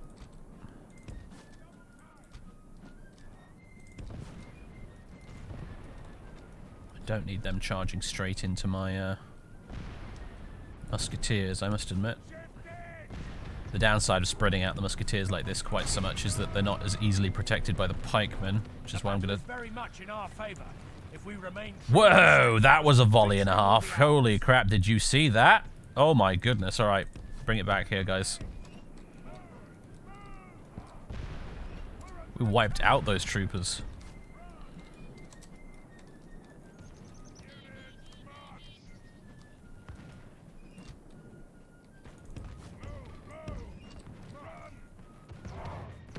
Come on, cavalry, move.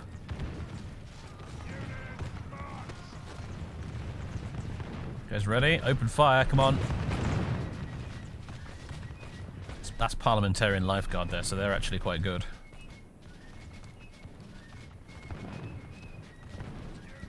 That would be one of their generals right there.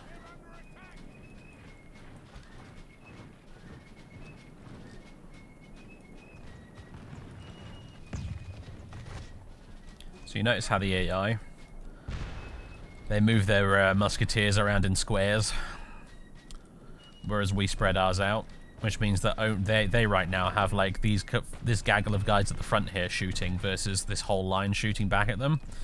And therefore the AI loses, because it just does not understand exactly what the heck to do with muskets. And that's why you have to play this mod on very hard difficulty if you want it to be even the remotest bit challenging. Because the AI fails at the basic arithmetic of having more guns shooting than the enemy.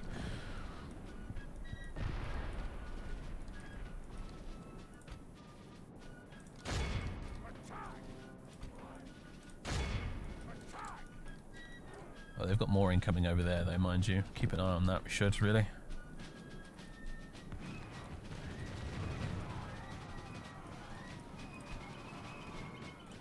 Alright. Okay, stop.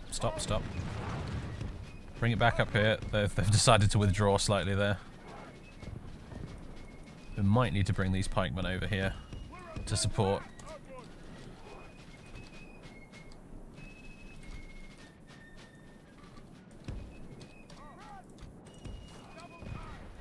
Everything's going over here.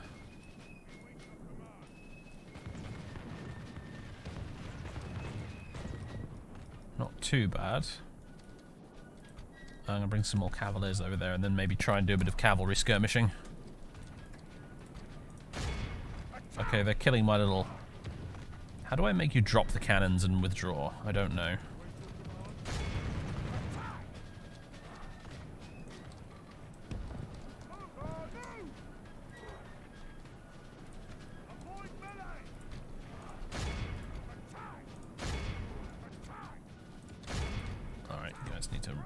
This way.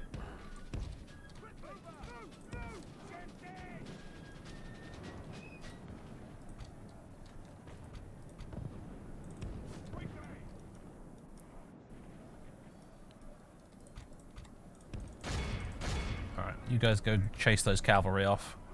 I think the enemy troopers might have routed at this point. What are these guys doing? We've got some pikemen all the way down the hill here. I think they just went down there and killed some cavalry and now they're wandering off somewhere else. I'm not sure what's going on there.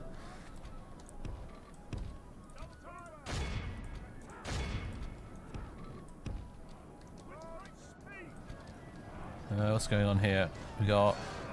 Oh, that's the cannon crew. Let's get you out of there, shall we?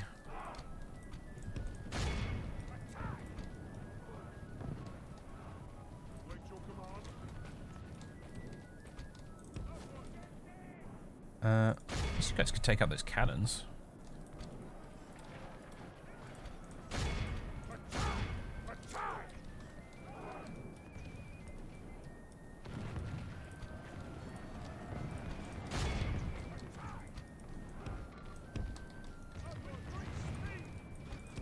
Alright, let's get these cavalry over here as well.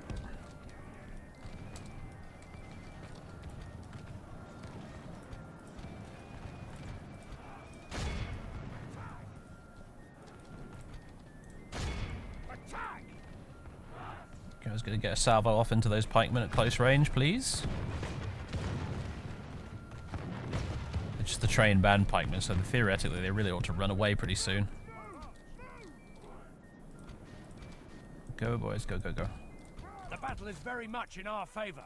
If we remain true and steadfast, victory What are those will be guys? ours. Those pikemen. Yeah, they are. They're killing my poor cannon crew. Run away.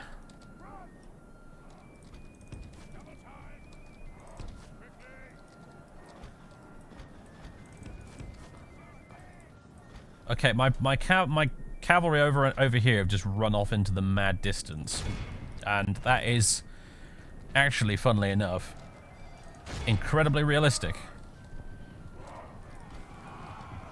Let's charge into the back of these lads here.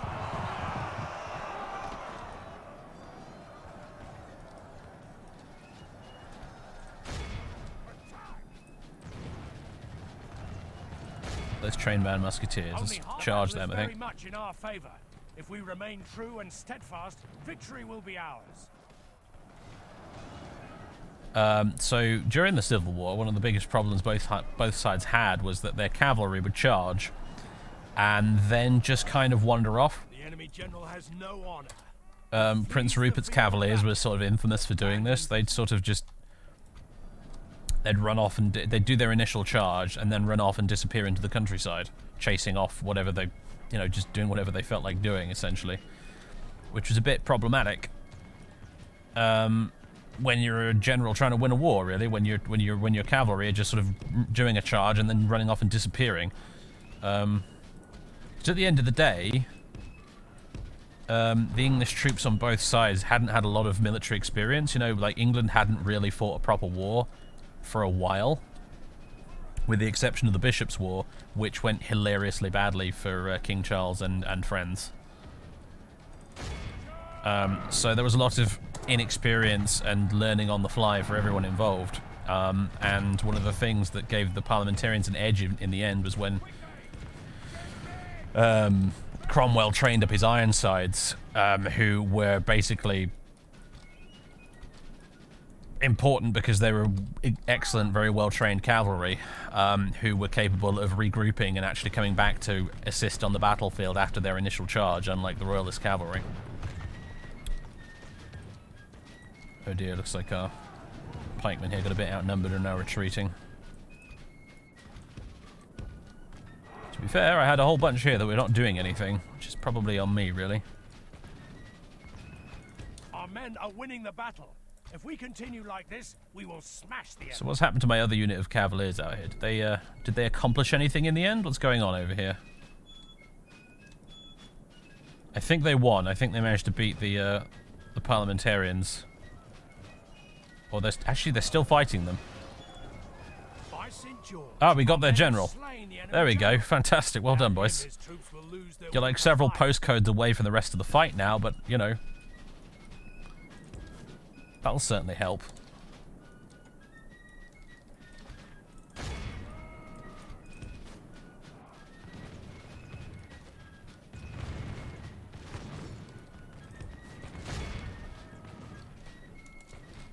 Oh, we've got pikemen advancing up here. Let's put a stop to that.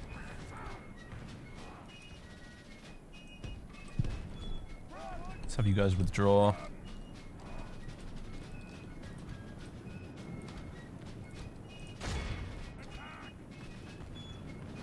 Ah, there we go. The enemy are badly bloodied. They have lost half their men. How are the Cavaliers doing over here? They got their charge off. Let's cycle charge them a bit, I think.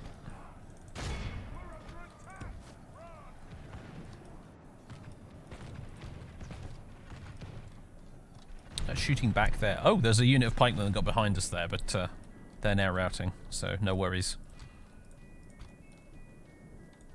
Guys, could chase them off, I suppose.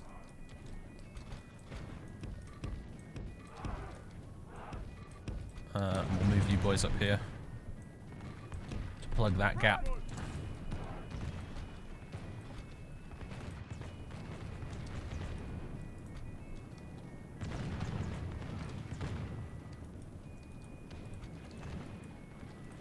Ah, there's my royalist lifeguard.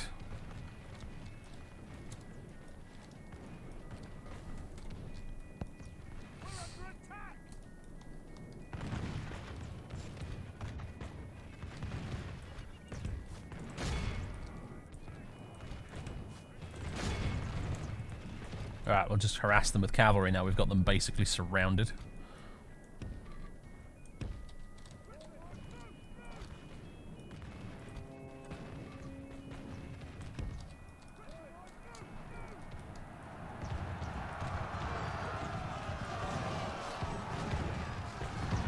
Our men behold how our cowardly There we go. foe I think we're about to cause a mass rout. Time to press the attack.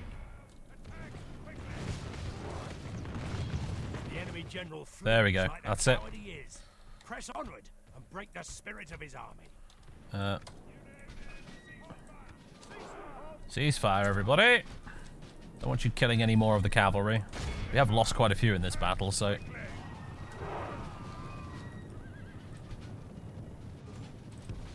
So a few of you go off and chase them down. And them as well.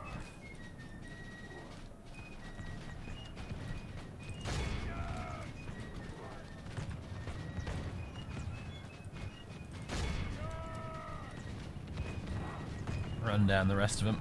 And we'll probably execute them after the battle, to be honest with you, as well.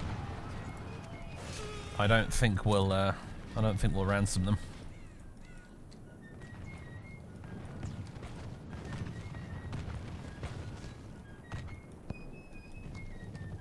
Lucky, he says. I'll admit, actually, Medieval 2, out of all the Total War games, is probably the one I struggle with the most against the AI. I don't know why it is. But, oh god, you see that? Like half a dozen guys all shooting this one poor dude running away. It's just brutal.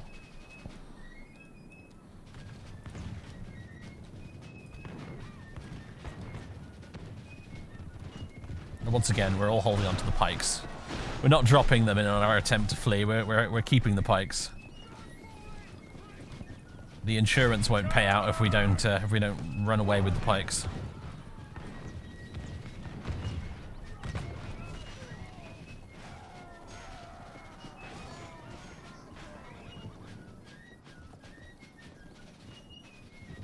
All right, I think that'll do it, folks. The enemy are utterly vanquished. Heroic victory. This is a great victory, worthy of only the mightiest of generals. Okay. Right, well done, Ralph. We lost 692 men, but we gave them a kicking. They do not have very much remaining at all, actually. Wow. We got the most kills. The Cavaliers. The Musketeers got quite a lot, actually, today, for once. Especially Sir William Godolphin's regiment of foot Musketeers. They, in particular, got a ton. They actually got the most kills in the battle. That's impressive. Well done. The cannons killed... This cannon team killed a whole 13 men. Wow. Told you the cannons wouldn't be very useful.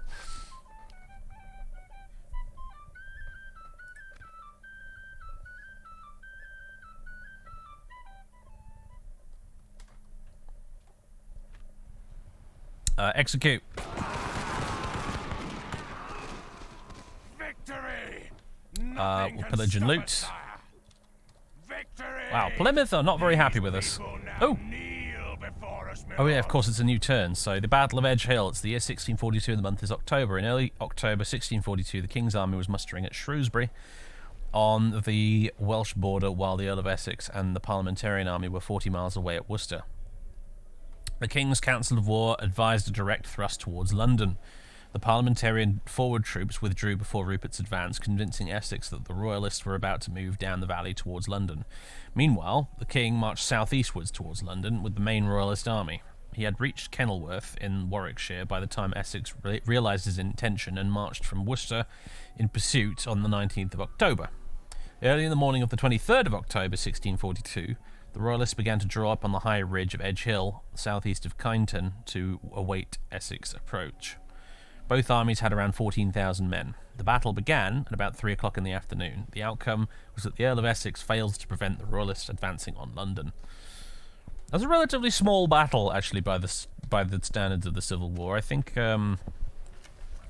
Marston Moor, later on, up in Yorkshire, was I think there was like at least 100,000 men aside. It was huge. It was absolutely gigantic. It was a massive battle. Alright,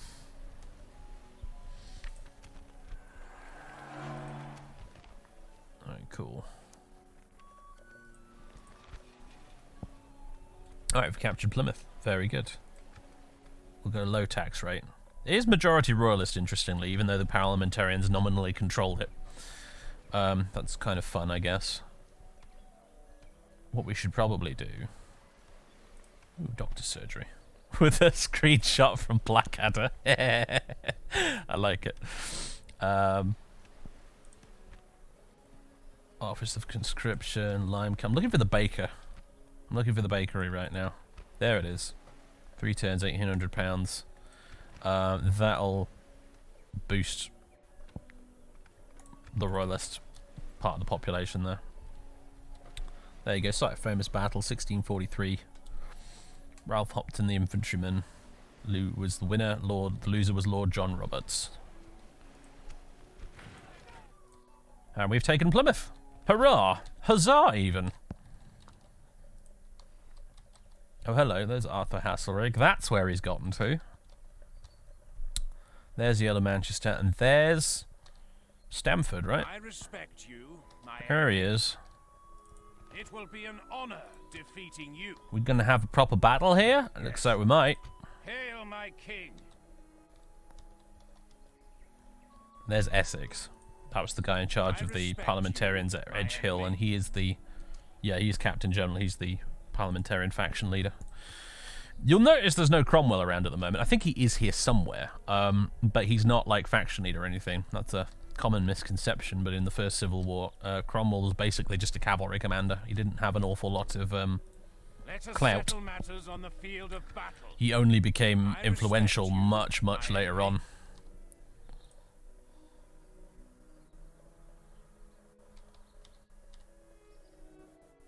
My king. Let Okay. us settle matters on the field of... Hail, my king. There's a lot of mass execution of prisoners during the Civil War. I'm not really super qualified to answer that question, to be honest with you, but I know that the Civil War definitely got very brutal as it went on. My lord. There was a lot of killing of civilians and general nastiness.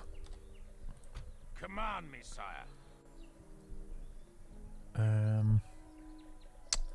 Hail, my Just realised you're still holding on to the cannons, aren't you, Rupert? Combining forces, sire. There we go. Alright, I think we're going to fight this, and then we'll probably call it a night. I don't know what the actual time is at the moment. But I reckon we've got time for one more battle. So we'll do it. King Charles versus the Earl of Stamford. As you command, my liege. Glory, honor, victory. And this is medieval too, so we can't like bring in an extra army and actually directly control them. We can either hand them over to the suicidal AI, or just have them trickle in reinforcements as we lose units. So there's really, since I don't plan to lose many units, there's not much point in reinforcing multiple stacks really, unless you're going to auto-resolve it. So we'll just fight this properly. King Charles versus the Earl of Stamford. That's his army.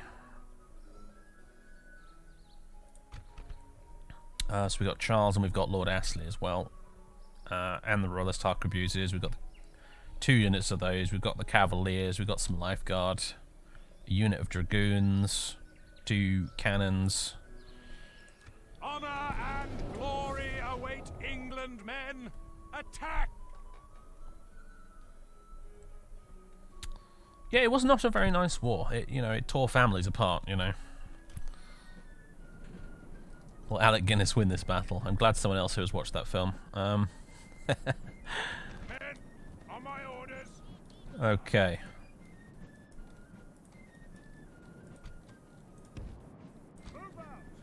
How do we want to lay this out? I think sort of similar to last time. I don't think I'm going to spread out the musketeers quite as much, though.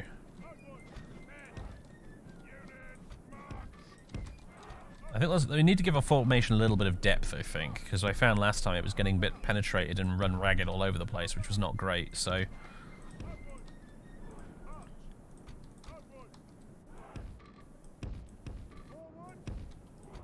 unfortunately, we seem to have way more pikemen than musketeers, which is going to make shit a bit weird, frankly.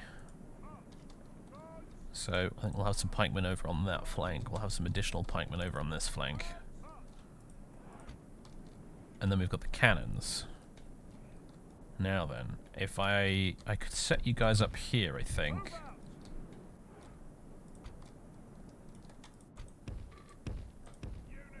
And then if I move everybody else forward a smidge.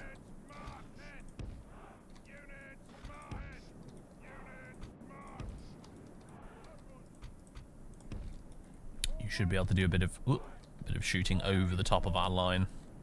Is my general sort of train of thought there. Now, I don't want the king getting killed, so he's going to sit there nice and pretty at the back. We've also got the dragoons. Question is, what do I want to do with them? I guess I could just leave them here for now.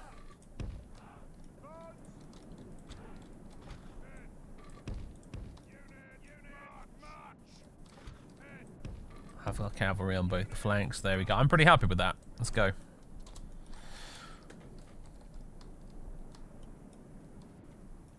I guess this is our little version of Edge Hill in a way, in this campaign.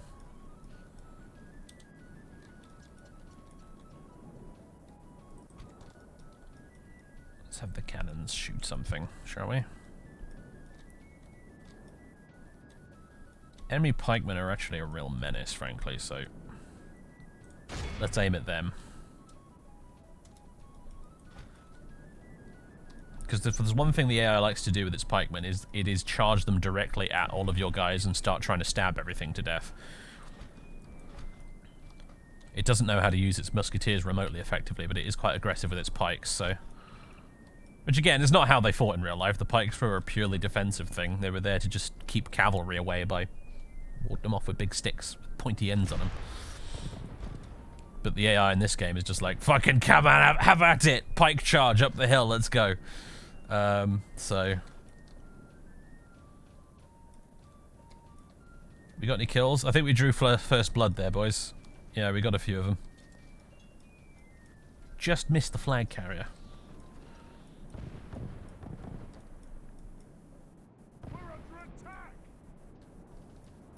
One landed a bit short and killed a guy there.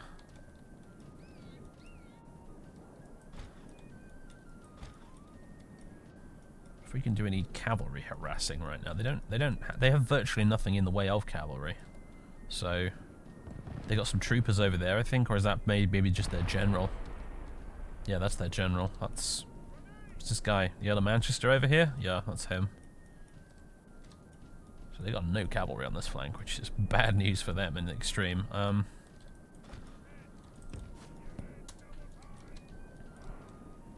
We're pretty much at liberty to do whatever we like with our cav.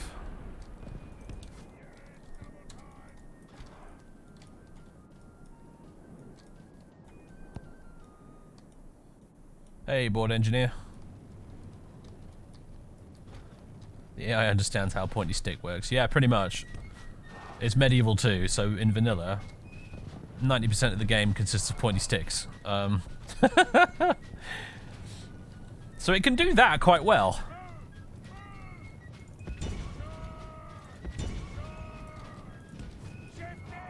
Keep thinking there might be some surprise units lurking somewhere, but this isn't like Rome 2 or Attila, so there's no line of sight mechanics.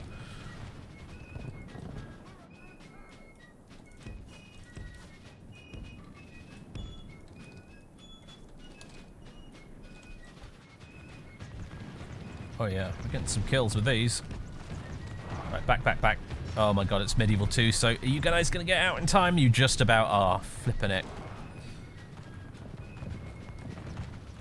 I should probably put you on skirmish mode, really, just to be on the safe side. That goes for you guys over on the other flank as well.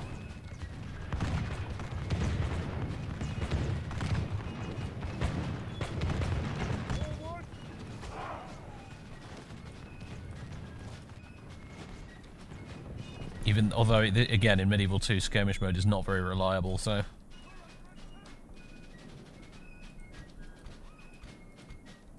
Alright, I'm going to send in the lifeguard. We've got the Harquebusiers there. They can take some pot shots at the cannons, I suppose. But let's kill these dragoons.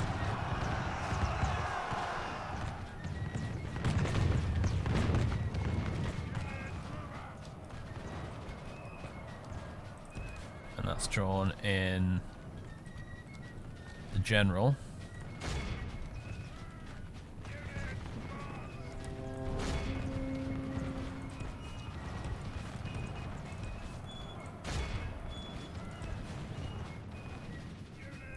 Just keep running.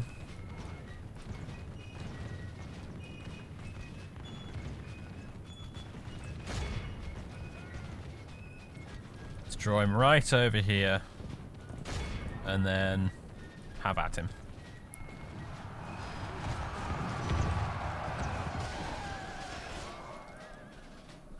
How are things going on the other flank? I shudder to think, frankly.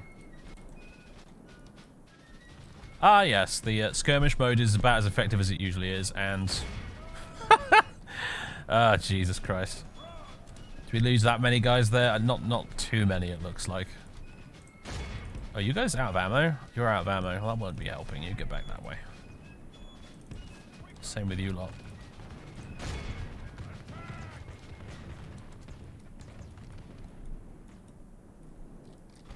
How are things going over yonder? They're trying to bring up some... I was going to say pikemen, but no, musketeers. Oh my god, the poor Harquebusiers have gotten absolutely wrecked.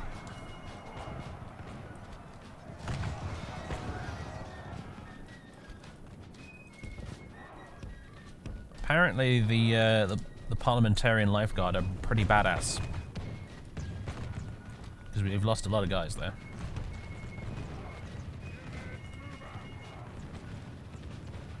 Although I don't know if there's any... Oh yeah, there they are. There's still 32 of them, my god.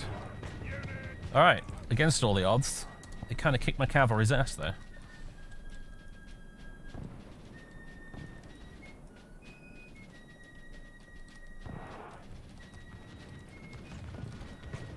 How are you guys doing? The other unit of Harquebusiers. Still doing some harassment.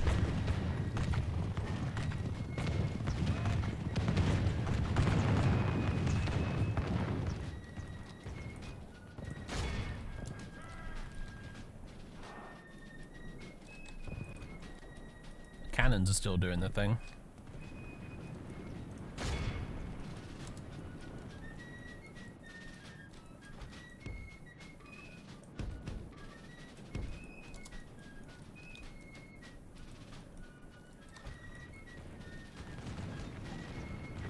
Oh, these guys are wavering, wow.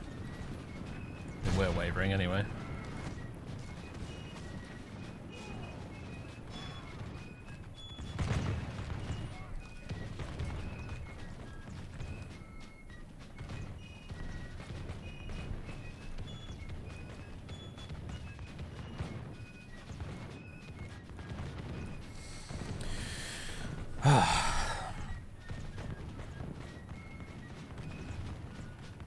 Were there no better games to mod this in back then? No, not really. I mean, you know. I think when around about the time this mod came out, I think maybe Empire was out at this point, but Empire back then was virtually unmoddable. I mean, to this day, Empire is not particularly moddable, really. Oh, they are actually making a push up the middle now. an attempt is being made.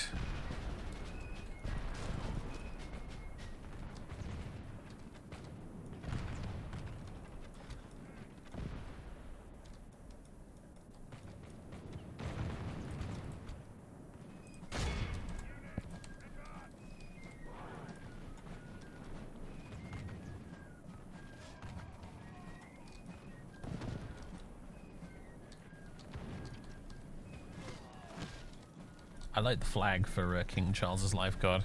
It's very swish looking. Oh my god, we're just firing squadded the enemy general. Amazing.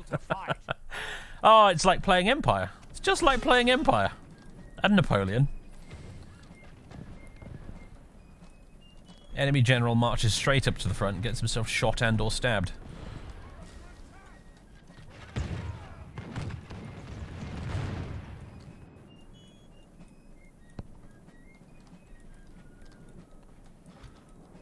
Yeah, I think there was an attempt. Like, there is a 17th century mod in Empire, I think, but again, it doesn't really work properly because Pike and Shot warfare is a weirdly specific thing that you would have to make a. I think genuinely you'd have to make a new Total War game that from the ground up is built to support Pike and Shot warfare, because really what you would need is almost for this. You see this formation here with the pikes in the middle and flanked by the musketeers. That all needs to be one unit that you can command. That rather than 3 separate ones, that all needs to be one unit that you can click and drag out in order for it to really work properly. And when the cavalry come near, you need a button up here that you can press to have the musketeers fall back and get, you know, under the pikes. That's kind of how it needs to work. Like, there needs to be a whole system built into the game for Pike and Shot warfare to actually work properly. This in Medieval 2, this and the 30 Years War mod is a really jolly valiant attempt, but it just doesn't work. It's great for multiplayer, mind you. Multiplayer, it's fantastic, because when you've got a human in command of the other side, you can actually have proper Pike and Shot warfare. But for the single player, I mean, just look. Just look at what the AI is. It just doesn't know what to do with itself.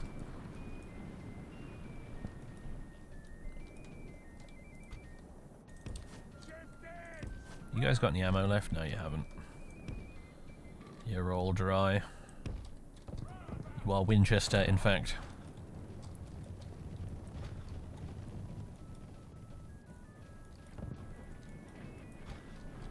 I need to give Fall of the Samurai a bit of a fair shake of the stick, because I've heard it is the best attempt CA made at doing musket warfare. But I found that basically all the Gunpowder Total War games have a similar problem whereby the land battles are way too easy because the AI just does shit like this. It doesn't really know how to do things. I mean, I can just to illustrate the problem. I think I've noticed this, and yeah, modders have made some very, very valiant attempts over the years to make the AI in like Napoleon and Empire a bit less stupid, and they have made a difference. Like, I have compared in the past directly vanilla Empire Total War versus modded Empire Total War, and you do notice a difference. Like, the modders haven't just been wasting their time, they have made a difference to the battle AI, but even so, it still kind of behaves strangely. Because I think the way that the basic problem is that the AI, what it does is it marches its troops up to you, and what you do as the player is you line out your units as wide as possible, so you have as many guns pointing on target as possible, and then what you want to do is roll up the flanks, so you've got the enemy's got, you know, flanking fire coming into him from the sides, and then it's basically all over for him. The AI doesn't really understand this concept, though. What the AI does is it marches its troops up the middle, and then it takes each individual unit of musketeers and it right-clicks on an enemy unit. Whereas the player, you basically never do that. You just right-click and drag your guys in front of the enemy, and you let them just shoot, like fire at will, don't you? You rarely click and then specifically target an enemy unit, but that's what the AI does. That's the only way it knows how to attack. So it marches its guys up there, picks a guy, right-click, picks a guy, right-click, picks a guy, right-click. And that's why when you play Empire and Napoleon, you end up with these AI gun lines that are behaving very strangely, and all the units are facing in weird directions and overlapping each other and causing them to not be able to fire as efficiently and stuff, is because they're all specifically trying to target one unit. And that's kind of why the AI sucks, because it just doesn't know how to line up and not target anything in particular.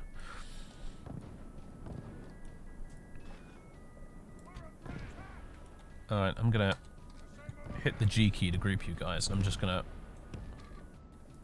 Also, actually, what I'm gonna do is briefly take you guys out of pike formation, because I think it makes them march a little faster than they should normally, which means they'll outpace the musketeers a little bit, and I don't want them to do that, so... Forward march, everybody. They may end up outpacing them anywhere, but I'm not sure. Then again, I have put them in a formation. Maybe that'll help. No, I think the pikemen do walk faster, don't they? Look.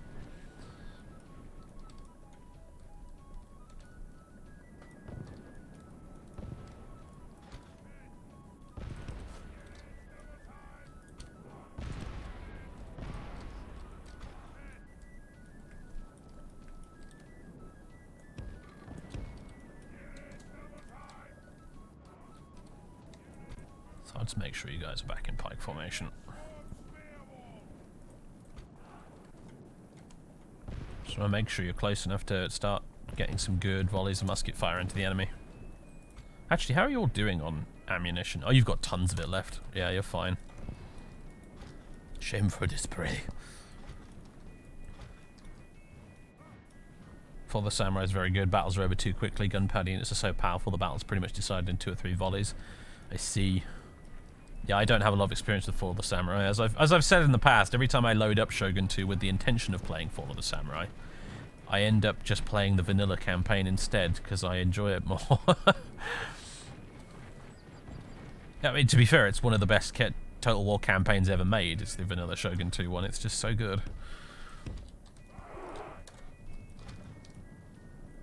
Clan Takeda, man. What a campaign you can have with those guys. It's so much fun.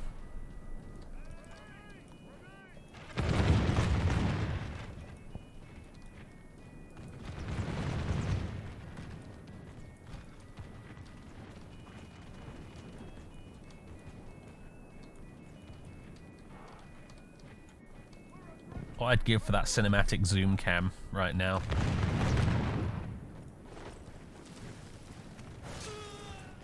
I was Stamford we're fighting, not Manchester. Manchester's the other guy.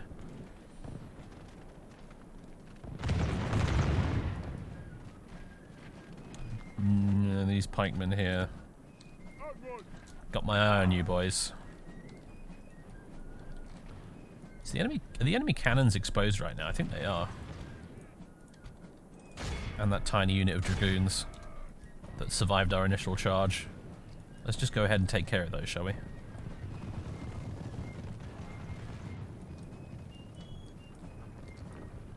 Oh, I see. Look, look. See, my units do it in this. It's interesting, because unlike in Empire and Napoleon, your musketeers don't stay in the formation and just fire at whatever angle is available. In Medieval 2, they'll actually pivot to attack something. And you see this behavior all the time from the AI when you play Empire and Napoleon. You guys want to actually... Very much in our favor. If we remain true and steadfast, victory will this is a very nice X formation you've assembled here. I don't know how much Elon paid you to do that, but I need you guys to actually form up properly, please.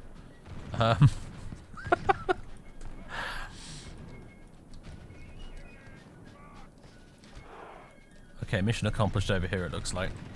In fact, we got some guys running away. Let's run them down, shall we? Quite a lot of them running away, in fact.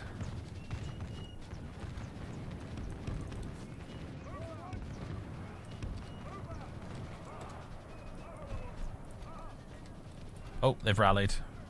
Oh, and those are pikemen. Oh boy, get back. Mistakes were very, so very nearly made there. Jesus Christ. Okay, now they're routing again. Jesus Christ.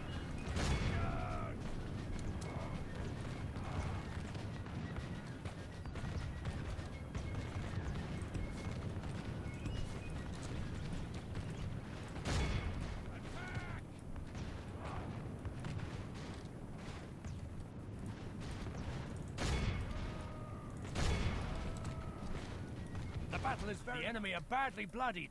They have lost half their men.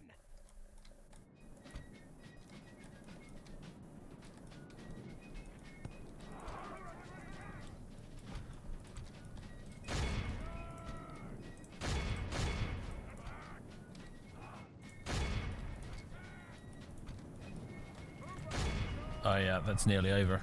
They're all nearly gone. It's like 2 units still standing and fighting right now. 3 of them, I take it back.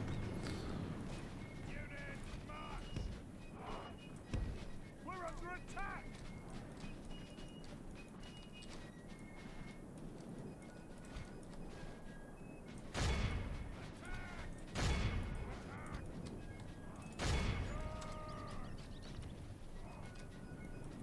These guys are going to rout in a minute, aren't they? They're taking a lot of casualties from the musketeers. There it is. The field. Pursue and run them down. It's all over but the crying.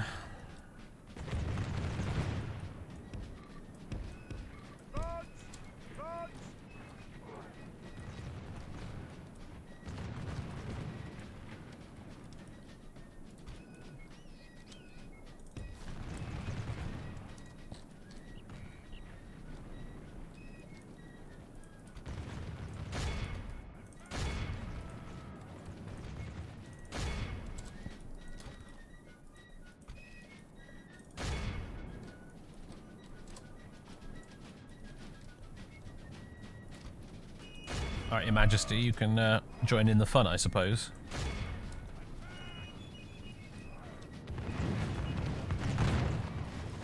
I think that's him right there, isn't it? That's King Charles. The man himself. What has caused all this unpleasantness with his stupid behaviour.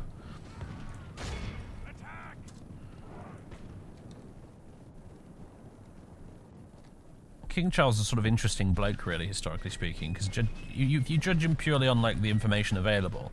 He doesn't seem like he was a terribly bad bloke. He was just a really, really rubbish king.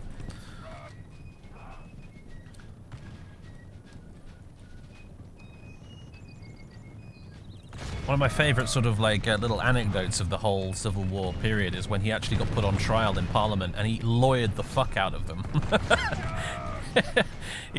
He did a fantastic job of defending his innocence in Parliament, actually, which really frustrated the parliamentarians. I mean, it was basically a kangaroo court, and the outcome was pretty much entirely determined in advance. But he did an absolute superb job of basically doing a Picard speech of defending himself.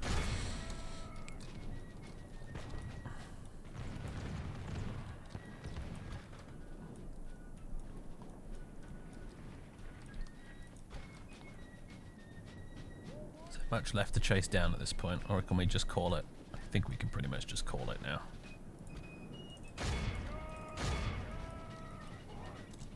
Let's just run down these few pikemen here.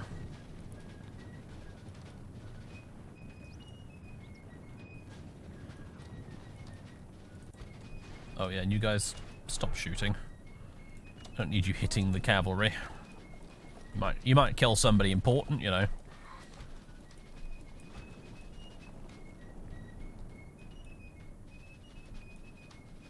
Once a single unit of wooden cannon, you were taken to a siege, get attacked en route and fall the samurai by another unit of wooden cannon. And your spawns on the battle map are out of range of each other, and wooden cannons can't move. That's great. That's peak Total War right there. Wow, that's a lot of corpses, isn't it? My goodness. Like dead flies on flypaper, don't they?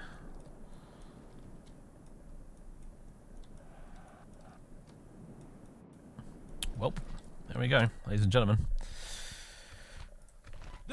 240 men lost, they lost 2,440. Who won the kill count competition?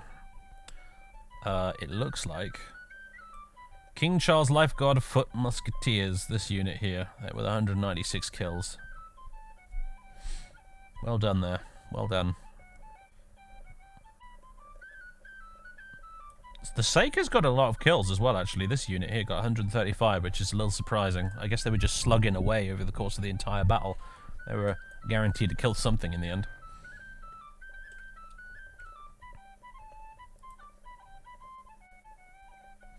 Mike Duncan of the Revolutions podcast posited that the logical opposite of the great man theory of history is the great idiot theory, where one bad ruler at a bad time can be the catalyst to spark a revolution. King Charles was one such great idiot. I suppose he was, wasn't he?